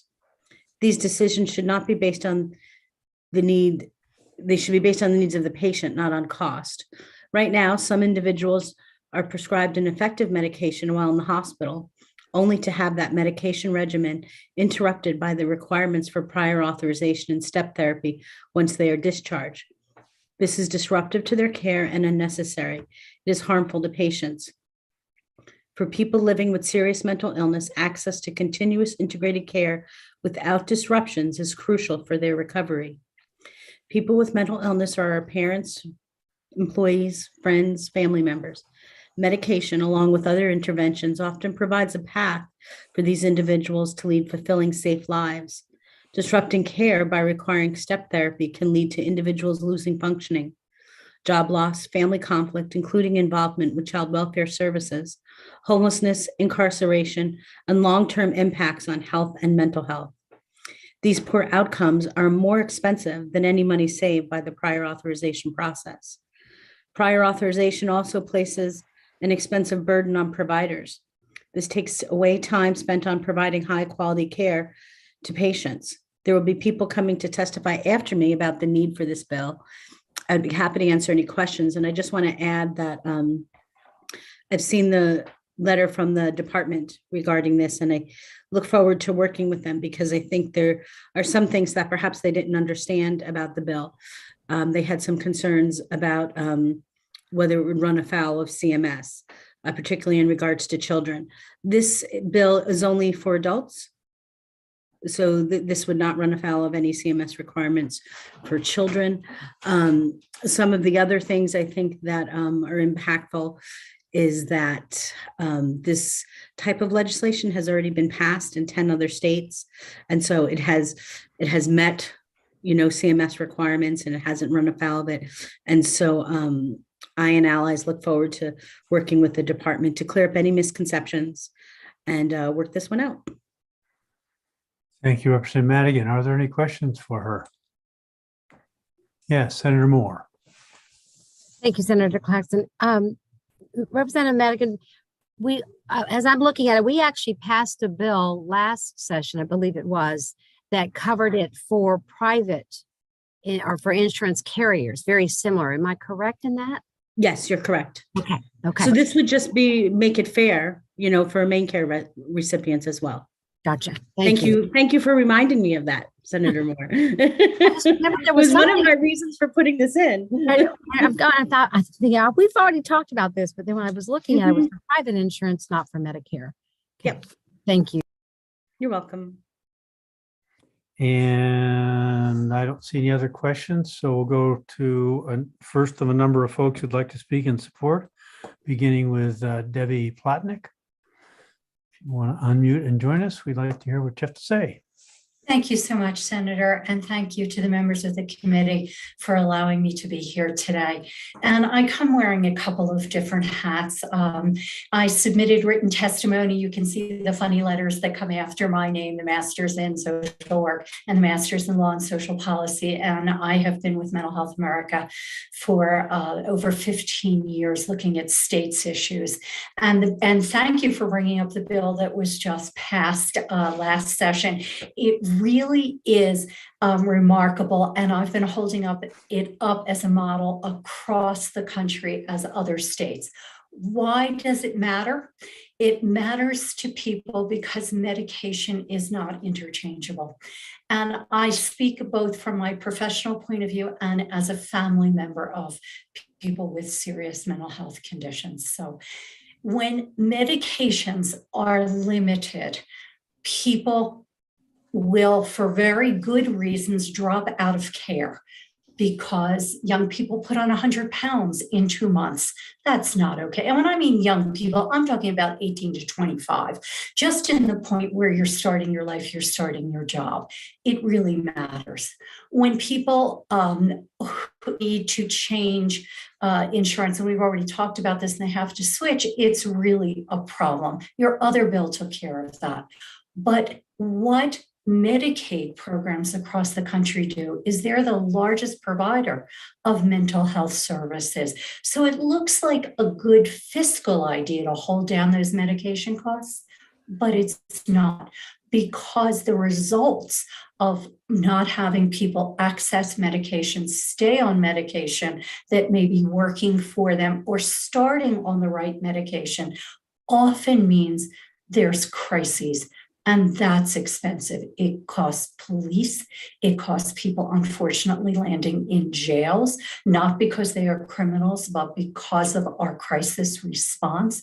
It means people dropping out of college and changing their life trajectory in negative ways. So in many ways, and I've noted this in my written testimony, it's penny wise and pound foolish. And I've linked to some research that discusses how limiting formularies through step therapy and prior authorization is really penny wise and pound foolish for states' budgets. But it also really is detrimental to individuals and their recovery and their life trajectories.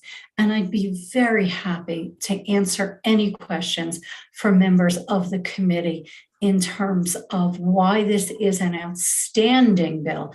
It will really make a difference for the residents who are on Maine care. It will make a difference to Maine's overall bottom line in terms of its fiscal expenditures. So I really, again, thank you so much for this. And this is the type of bill that is the model for the entire country. Thank you for your testimony. I'm not seeing any questions, but I have one in terms of whether there has been any work done to quantitate the savings of eliminating all the prior authorization and step therapy stuff. Have there been articles about that? Yes, Senator. And in my written testimony, I have linked to one. I have put it in there. I have note and in the testimony. And the one that really sticks out is from the University of Southern California Schaefer Center on Health and Public Policy. And it's called Medicaid Access Restrictions on Psychiatric Drugs. penny or pound foolish. And it shows why it is, in fact, penny wise to look at, yes, medications cost money. They're an important tool, but they're a very important tool for recovery. And it matters that people have the right medications that they and their providers agree is right for them, and that they get it without having undue barriers. You're preaching to the choir. Representative Perry. Thank you. I'm looking at your testimony and I see you're referring to that. I don't see footnotes and I don't see a link to the California study. And so if there is an ability to give us the link so that we can look at that study, I'd really appreciate it. I just put it in the chat for you, and I apologize because it should be in there both as a hyperlink and as a footnote. That's how it shows. We'll have our analyst add that to your testimony so that everybody has access to that. Okay. Did you have your hand up, Representative Zager? Yes, Mr. Chair, I did, but I was going to ask the same question. Very good. Thank you again for being here. Now we'll go to Jane Moore. Good afternoon. Good afternoon, Senator Claxton, Representative Meyer, and distinguished members of the Joint Standing Committee on Health and Human Services. My name is Jane Moore, and I'm an advocate for Disability Rights Maine, and I'm housed in the Riverview Psychiatric Center. I'm offering this testimony in support of LD 1877. Step therapy is also known as fail first, and it requires a person to try other medications and have them fail to be effective or have side effects that are intolerable before being able to have Maine Care cover the cost of the doctor's first choice of medication. There are multiple reasons why eliminating step therapy and allow a person with psychiatric illness to start a medication that the prescriber and patient agree to is the most effective treatment with the fewest and more tolerable side effects. And I'm going to highlight 3 of them. One, step therapy. I looked at the Maine Care list of preferred antidepressants as an example. There are some that are used by, I know people who use these antidepressants that require trials of 3 other types of antidepressants before Maine Care will approve the provider's recommended medication. Many antidepressants take 4 to 6 weeks to come into full effect, so that delay could be months, and before the originally prescribed medication is covered.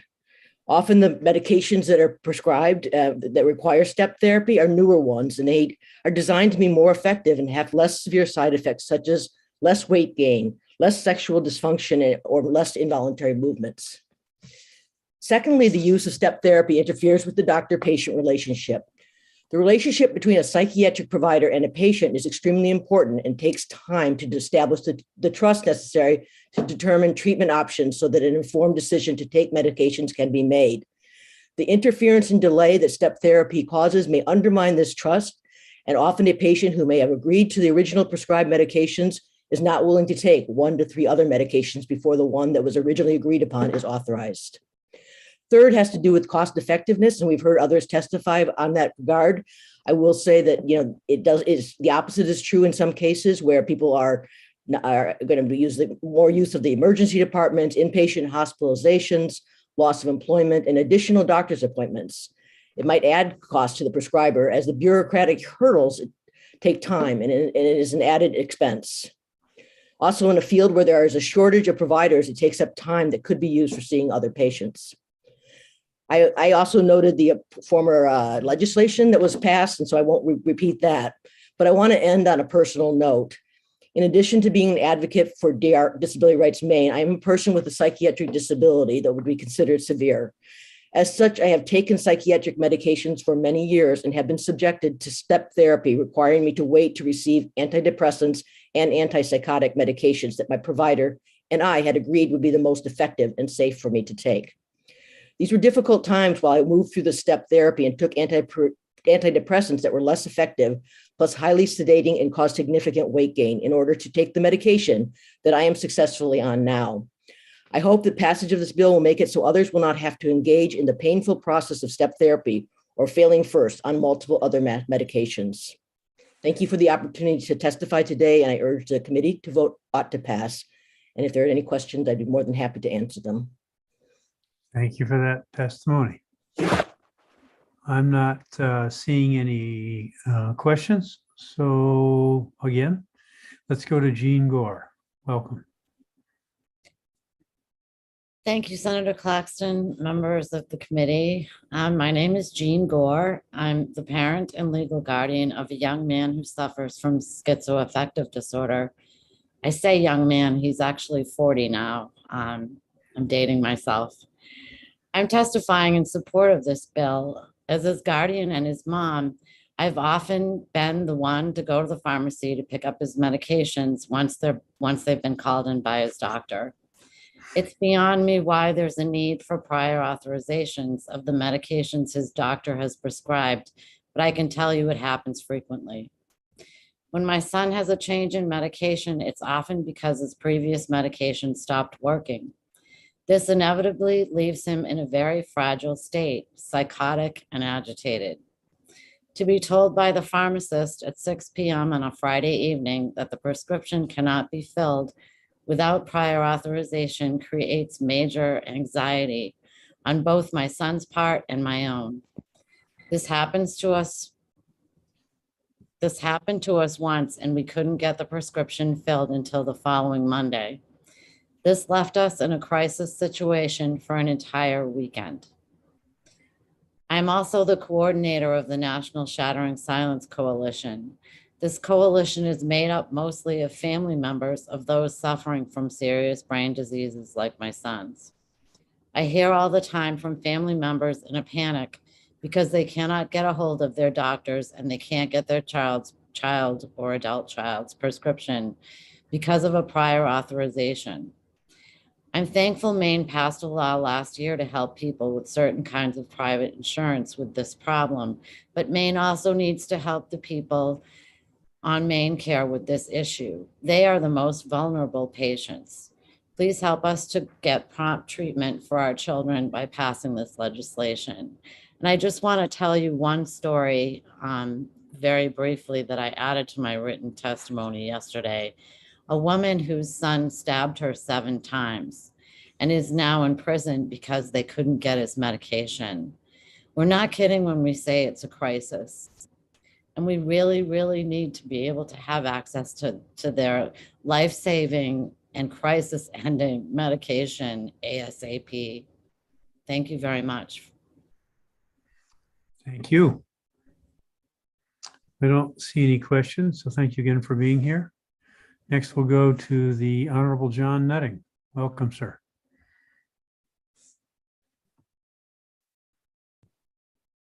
Thank you.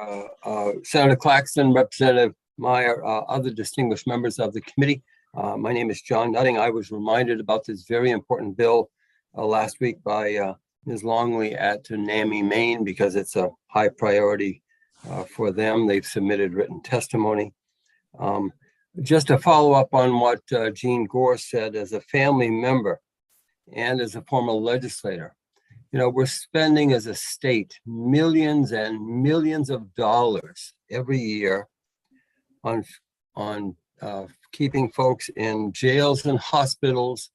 If you look closer, as many family members have, they're there many times because they stopped their treatment plan. And the largest reason they've stopped their treatment plan is because of side effects. And so just yesterday and today on the news, very public from those very courageous families, and in the case in Turner and in Freeport, where 2 people now are facing lifetimes in jails or in mental health hospitals because they had stopped their treatment plan because of side effects and the devastating results that they have caused for their families and for other families. You know, it's just critical that the newer medications, which are so much better, so many fewer side effects than the older medications.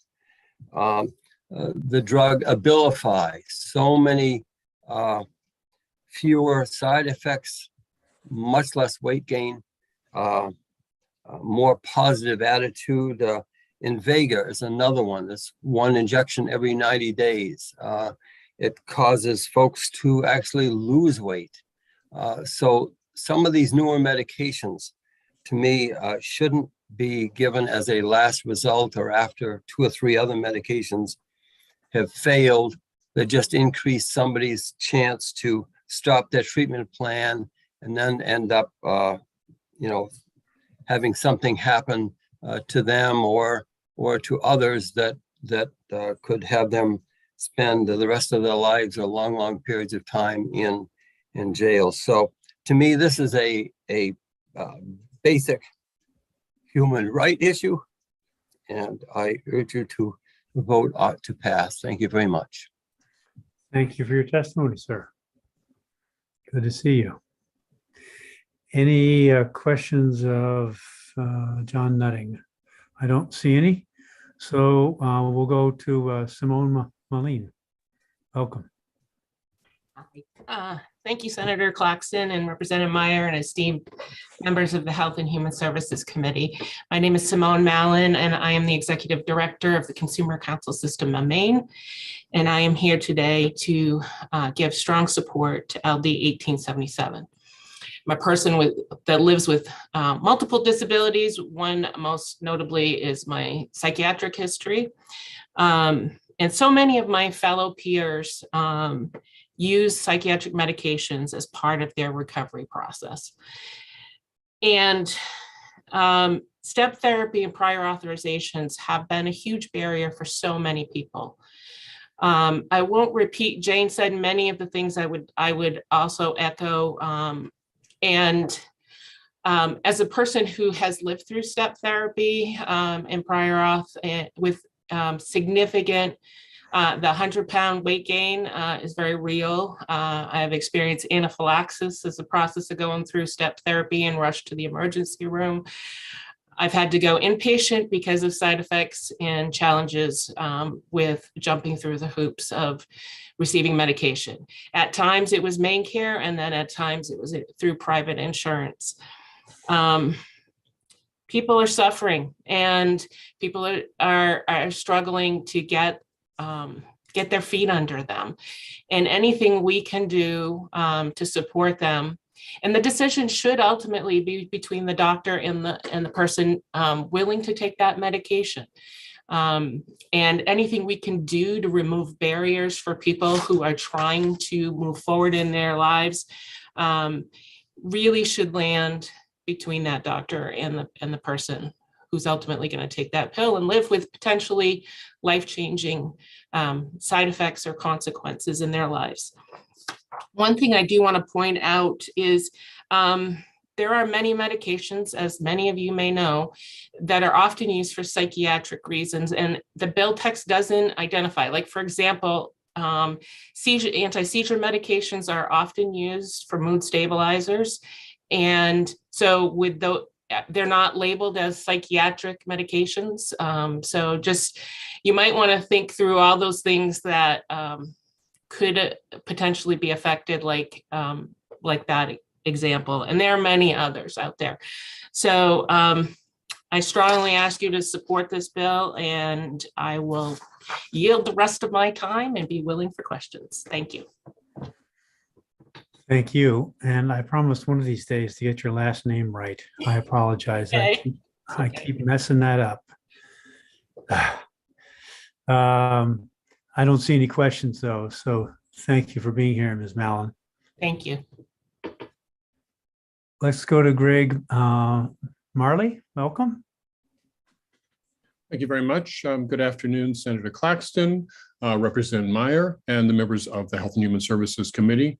I am here to testify in support of LD 1877. I am the clinical director and the director of suicide prevention for NAMI Maine. And NAMI Maine is the largest grassroots mental health advocacy organization. And we support the passage of the Act to prohibit prior authorization requirements in step therapy for medications addressing mental illness for folks who are under Maine care. Life with a mental illness for those 1 in 4 Mainers. And we always said the 1 in 4 Mainers prior to this pandemic. I think it's actually closer to 1 in 2 during this period of time. But life with a mental illness can be complex. It's difficult, full of significant barriers, barriers to accepting the illness, barriers to accepting treatment, barriers to finding treatment, and obstacles. By eliminating step therapy, by eliminating those fail first policies that have been put in place, this committee will be providing life-changing and potentially life-saving policy. Mental illness has its roots in multiple biological, experiential, environmental factors that results in the need for a provider, a patient-driven response that is dictated on an individual basis. NAMI Maine has heard many heartbreaking stories on a regular basis from individuals who are prescribed a medication found to be effective in treating symptoms while hospitalized or in another setting, only to be forced to discontinue the use of that medication due to mandates brought forth under their insurance. Although the policies are put in place as a cost savings, as you've certainly heard before, it's found that obviously this can lead to more costly and sometimes catastrophic outcomes. This may include loss of work, loss of relationships, cognitive impacts, homelessness, incarceration, hospitalization, even at times suicide. One devastatingly sad story that was relayed to us was in regard to an individual who was hospitalized due to their mental illness. They were stabilized on an inpatient unit and discharged into the community. When they went to fill the prescribed medication that had brought them into stability, they were informed that they would need to work with their provider for prior authorization, for a step authorization. Due to lengthy wait lists, the individual was left without medication for a significant period of time while working to navigate, thank you, a complex system. As a result, their symptoms returned, they decompensated that overwhelming sense of hopelessness, and that resulted in them dying by suicide. We're talking about serious depression. Depression is treatable and should never be considered a terminal illness. As it stands now, the stigma and the barriers surrounding mental health still results in individuals waiting an average of 10 years to reach out to seek treatment. Once the individual is able to step forward to seek treatment, their provider should dictate the most appropriate course of treatment, not the regulatory requirements. We ask this committee to ensure that the barriers are removed to support the 1 in 4 Mainers living with a mental health diagnosis and their families and our communities. Thank you very much for hearing me, and I do hope you'll pass this as ought to pass. Thank you for that testimony. Thank you for being here. I don't see any questions from the committee. So let's go to Mallory Sean. Oh, Representative Zager, do you have a question? Yes, Mr. Chair. Sorry for the being slow on the draw there, but Mr. Marley, I recognize you as a subject matter expert, and I want to get your thoughts on this. We've seen in other arenas, other types of medicines, really asymmetric costs. I think of ophthalmic drugs, dermatologic drugs, certain chemotherapies, obviously. But even if you can look at PCSK9 inhibitors versus regular statins and cholesterol therapy, as you look ahead in the landscape, do you see such asymmetries in medicine for persistent severe mental illness? I think when we're talking about asymmetries in costs, yes, we're dealing with a national landscape where our national government has yet to act to try and regulate pharmaceutical companies toward costs. And that is, though repeatedly, one of the highest mandates that people give them, that has been failed. And that's not something that can easily be done on a state level. So no, I don't see that changing radically until that happens. Thank you. Representative Lemelin? Thank you, Senator. If somebody could indulge my ignorance, I think I'm missing something here. What is the prior authorization that's needed? Are we talking about if a psychiatrist wants to prescribe this drug that you need a prior authorization from the primary care, or where is this coming? So do you want to answer that, Ann? Representative Perry, do you want to take a shot at it? Well, prior authorization, we've done a lot. It's the insurance company. So if we want to prescribe something and it's on a list that requires prior authorization, we have to communicate with the insurance company to get permission to prescribe it.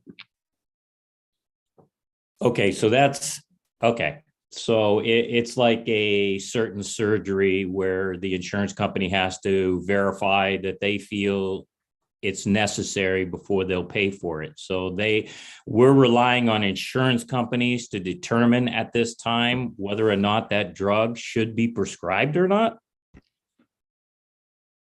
Yeah. Okay, that sounds pretty ignorant to me, but okay, thank you. Yeah. Yep.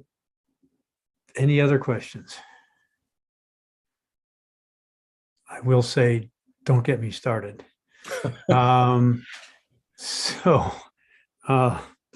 let's go to, let's see, David Lloyd. Yes, welcome.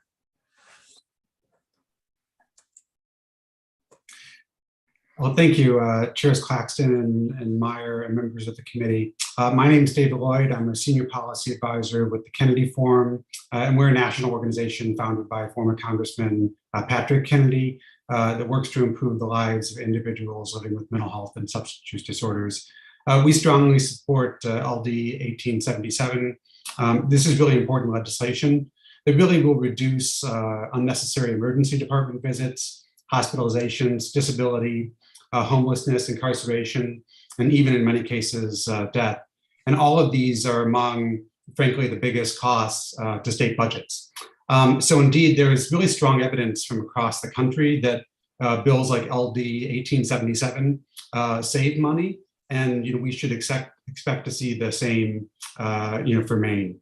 And just an example, one study found that in states that have prior authorization requirements for antipsychotic medications, individuals with schizophrenia had 23% higher inpatient costs and a 22% higher likelihood of being incarcerated. Again, those are some of the highest costs to any state government, is hospitalization costs and incarceration costs.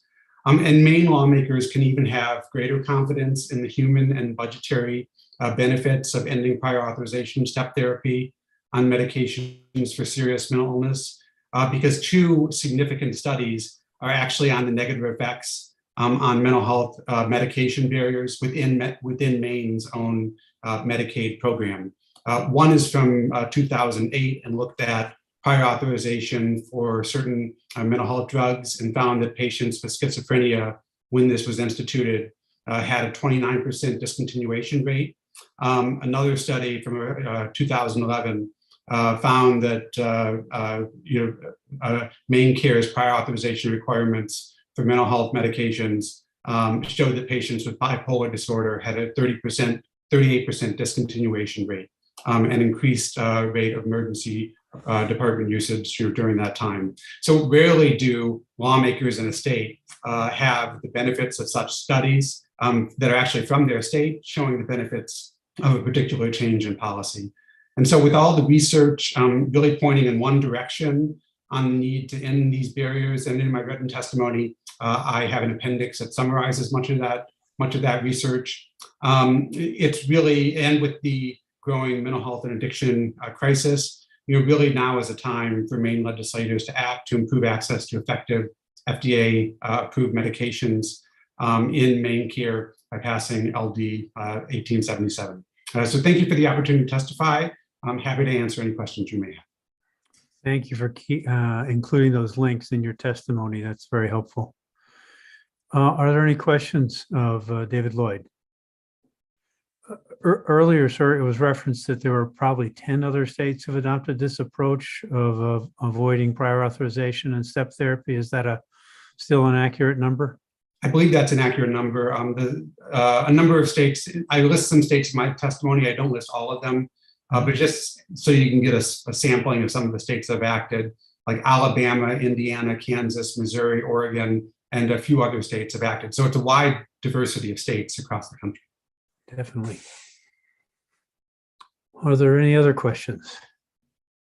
I don't see you. Thank you for taking time to be here and to bring that information. Thank you. Very helpful. I think that concludes the folks who'd like to testify related to LD 1877. If that's not the case, could you put One your more, oh, Senator. oh, there's Mallory. There's Mallory. It's your turn, Mallory Shaughnessy. Hi, thanks. So my name is Mallory Shaughnessy. Thank you, Senator Claxton, Representative Meyer, and members of the Health and Human Services Committee. I am with Westbrook and the Executive Director of the Alliance for Addiction and Mental Health Services, and I am here on behalf of our membership to speak in support of this legislation. Step therapy and prior authorization is sometimes the most frequent roadblock for a psychiatrist or a psychiatric prescriber to prescribing the optimal treatment regimen. You have been hearing a lot about this from many others before me. I will just say that for our members, this process often makes the work more difficult and it makes the care less effective for their patients. This is a huge concern to all of our membership. It purports to save money, and as you've heard this as well, by denying medical care that's been determined necessary by the practicing psychiatric prescriber, but it can ultimately cost more as somebody decompensates or under an inappropriate medication or ends up escalating into an emergency room or other things. I'm skipping over my testimony a little bit because you have heard many of these points already. I would highlight that it can be very potentially dangerous to the person involved because of some of these flare-ups or relapses that can happen.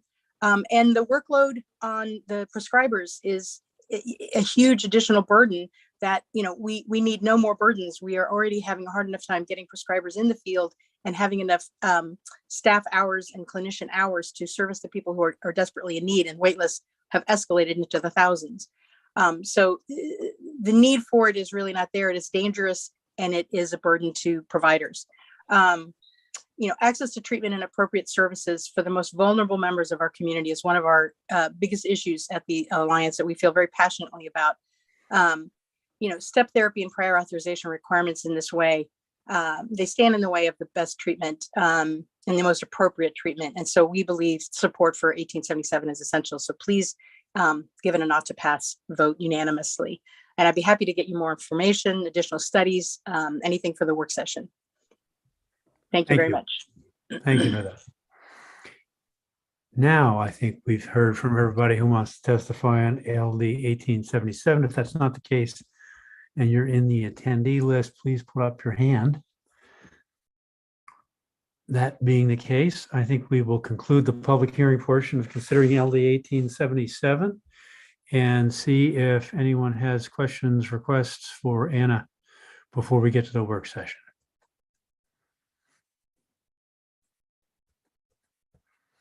I'm not seeing any. Anna's having a good afternoon. All right, so we'll go to our the last bill of the afternoon, which is 1765. And I will defer to Representative Meyer to introduce the bill. Thank you, Mr. Chair. I am Representative Michelle Meyer, serving House District 2, and I am very pleased to introduce on behalf of the Department of Health and Human Services, LD 1765, an act to support childcare for working families. With that, I will turn over to OFI Director Anthony Pilot and ask you bring Director Pilot in so he can deliver his testimony on this important bill. He should be along shortly. And here he is.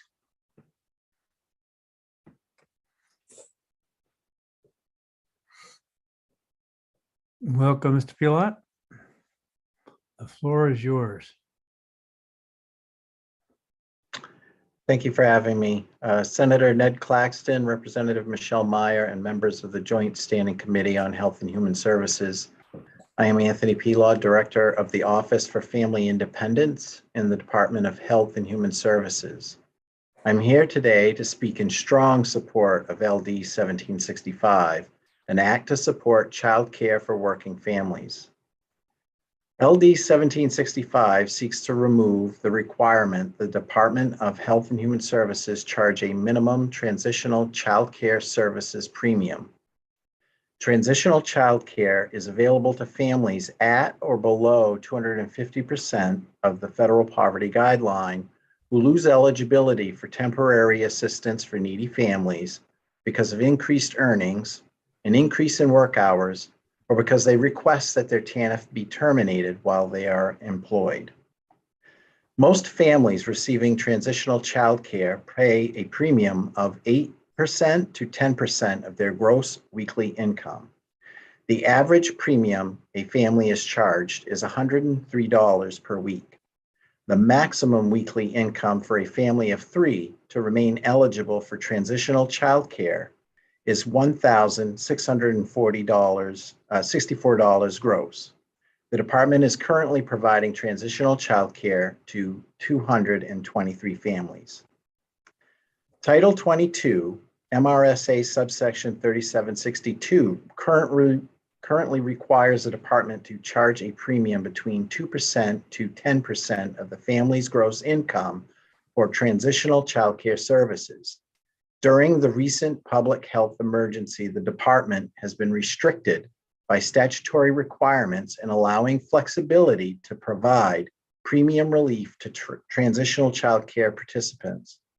The Child Care Subsidy Program, CCSP, also administered by the department, has been able to provide such relief for CCSP participants without statutory restrictions.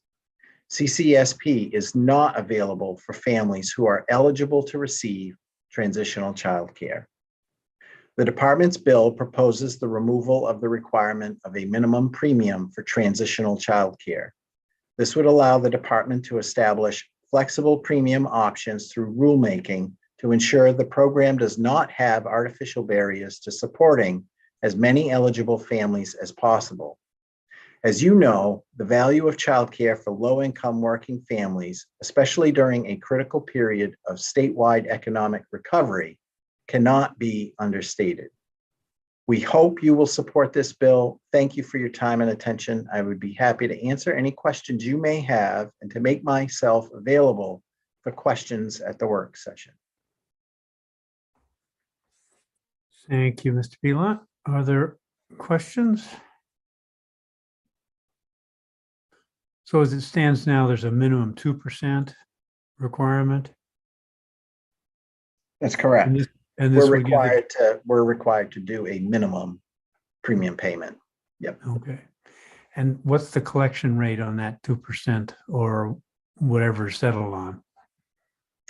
The average premium per Yes. per week for all families is around 14,000 a week.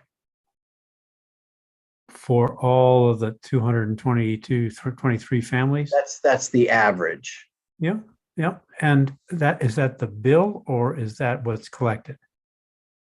Well, how it actually works is we have a child care expense. People qualify for the program. The state pays the child care provider the TCC benefit amount, and the client is then expected to pay that percentage in a premium. And Mike, we're asking for the flexibility to not have to have the client pay the premium. Yes, I appreciate that. And I had trouble asking the question the way I wanted to. What I'm asking is, of the 2% of the folks who are supposed to be paying that back, what does it cost to collect that money and how much of that money is collected as opposed to just written off as uncollectible from the families? Yeah, the collection on average is 14,000 a week. Yeah, I'm not doing a good job asking the question. I'm trying to figure out what should that number be if you got 100% collection. What I'm thinking is there are probably families who are not paying, and that you're spending a fair amount of time trying to collect, and energy and dollars trying to collect limited dollars. Yeah, well, we don't collect it. They pay it to the child care provider. Okay, Okay, so do we have, thank you. Do we have reports from the child care providers about they're doing all that work, trying to collect it? And whether that happens? We can chase down those numbers, yes, yeah. That will be helpful. I'm trying to get a sense of how much effort is devoted to collecting modest dollars. Thank you. I'm sorry that took a while for me to get that question out to where we needed to, but thanks for sticking with me. Takes two. Thank you.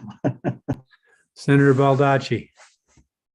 So just the fiscal note on this for the state is 14,000 times 52 weeks, basically, whatever that number is.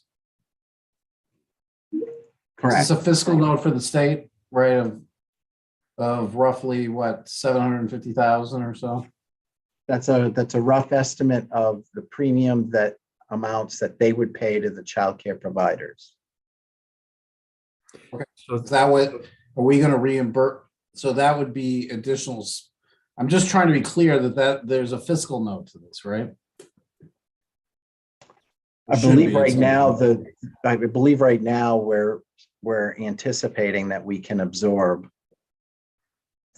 any cost to making this change. And I think the first step is to get agreement that we don't have to charge the minimum premium. We just want the flexibility to be able to change the rules for starters, and then we could discuss any further,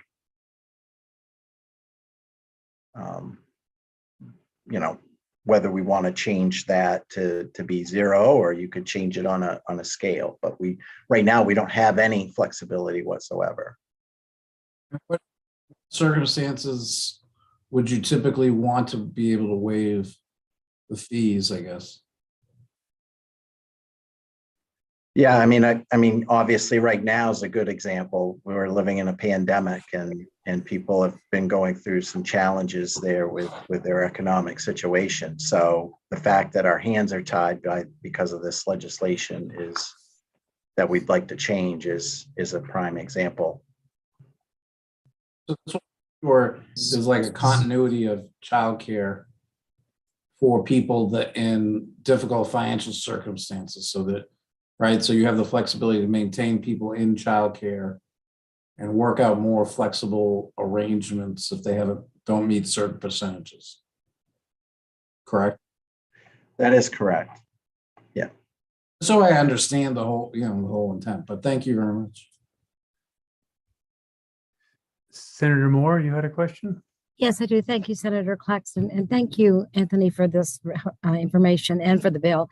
I guess my question is more, how do we decide what percent for those that are going to pay? How do we decide or arrive at the percent that they will pay?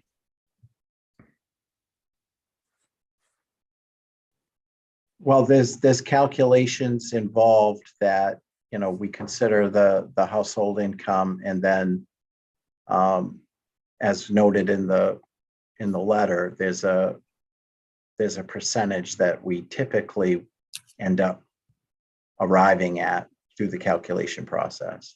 I do see that where you said the average is paying between 8 to 10% of their gross weekly. I see what you're saying. That's right, and there's a segment of the population that pays 2% or less. Yeah. Okay. Thank you. Okay, Representative Craven. Thank you, Mr. Chair. Are you anticipating that this will help with the workforce shortage? Is there any conversation about families being able to go to work more often? Well, we do know that childcare, especially not just in the private sector, but in the public sector as well, childcare has been a challenge for the workforce, and so having reliable childcare and being able to pay for it is a challenge that we'd like to help be able to mitigate, especially when we're in a current public health emergency. So then the department would need to chip in whatever the former calculation had been to the daycare to cover that lack of money coming from the family. Is that right? again, yeah, we would look at those options to see what the actual cost would be. But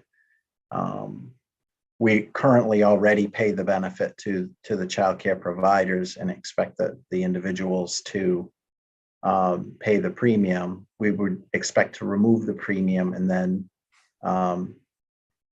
sometimes, for example, in transitional childcare, there is a certain amount of the childcare costs that are not met and are expected to be paid by the client.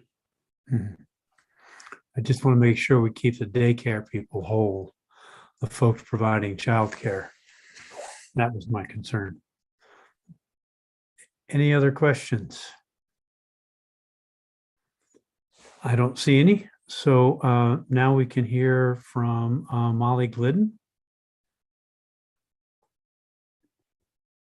Thank you, Senator Claxton, Representative Meyer, and distinguished members of the Health and Human Service Committee.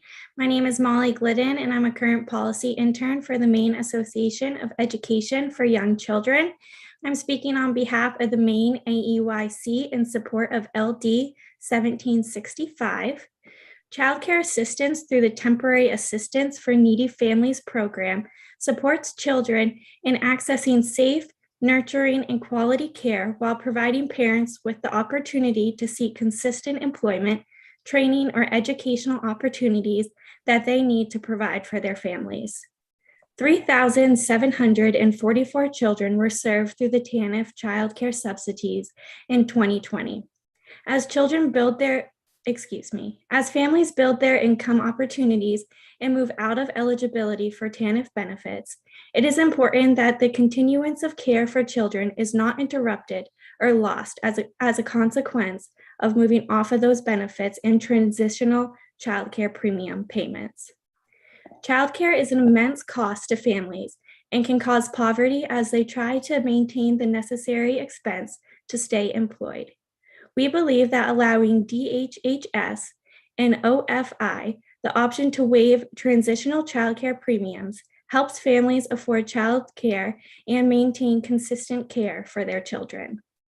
Even small co-payments can be a barrier to families maintaining their childcare enrollment, and too often children have to leave programs where they have built trusting relationships and developed a sense of safety. Losing access to those environments are detrimental to even the most well-adjusted children. But children who face poverty and other adverse childhood experiences are even more vulnerable to developmental deficits when this occurs. We ask you to support the passage of LD 1765 and allow DHHS and OFI the option to waive transitional childcare premiums to preserve access to childcare for families utilizing TANF. Thank you. Thank you for that testimony. I'm not seeing any questions. So I think Rita Furlow is back. So let's hear from her. Senator Claxton, Representative Meyer, esteemed members of the Health and Human Services Committee. My name is Rita Furlow, and I'm the Senior Policy Analyst at the Maine Children's Alliance. I'm pleased to be here today in support of LD 1765.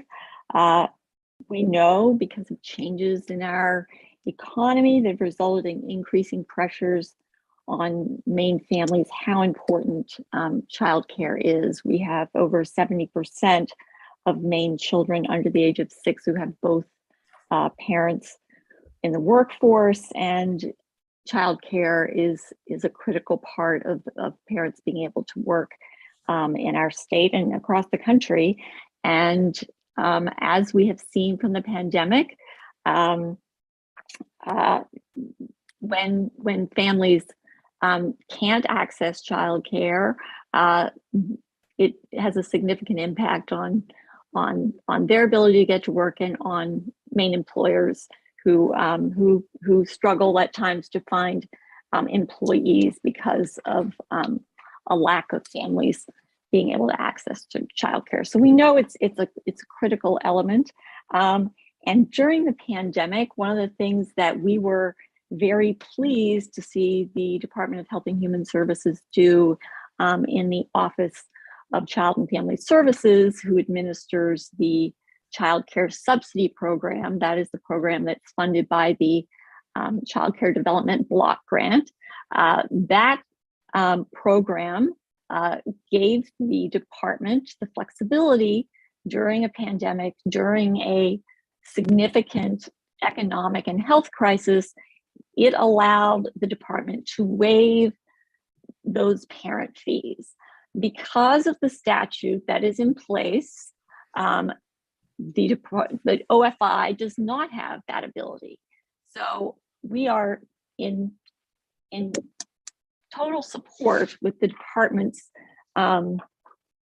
requests so that they can waive this and treat really the TANF child care program in a similar way to how they're treating the child care subsidy program, and which has higher income guidelines. So the folks who are generally on the transitional childcare are even have lower incomes. So really, it's I think the department really just sees it as fairness to be able to try to treat those families in the same way. So again, we're in total support with this policy change, and think it makes total sense to be able to give the department the flexibility they need in this kind of a crisis to waive that fee. Thank you. Are there other questions? Any questions for Rita? I'm not seeing any. So thanks for being here. I think that concludes the folks who wanted to testify in 1877. If that's not the case, please put your hand up. Looks to me in the attendee list that everybody's had a chance to testify. So we'll conclude the public hearing portion of this consideration, and we'll go to see if anybody has questions for Anna for the work session.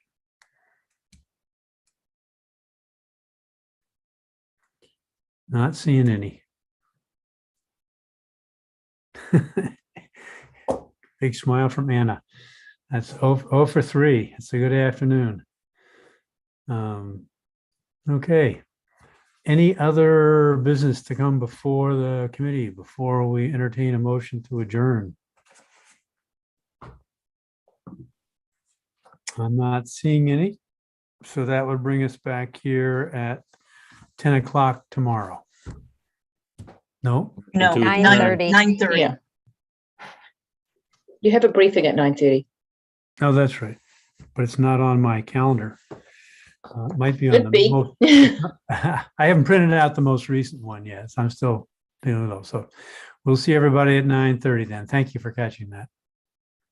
Entertain a motion to adjourn until 9:30 in the morning. So moved. So moved and seconded. All those in favor. See everybody tomorrow. Thanks.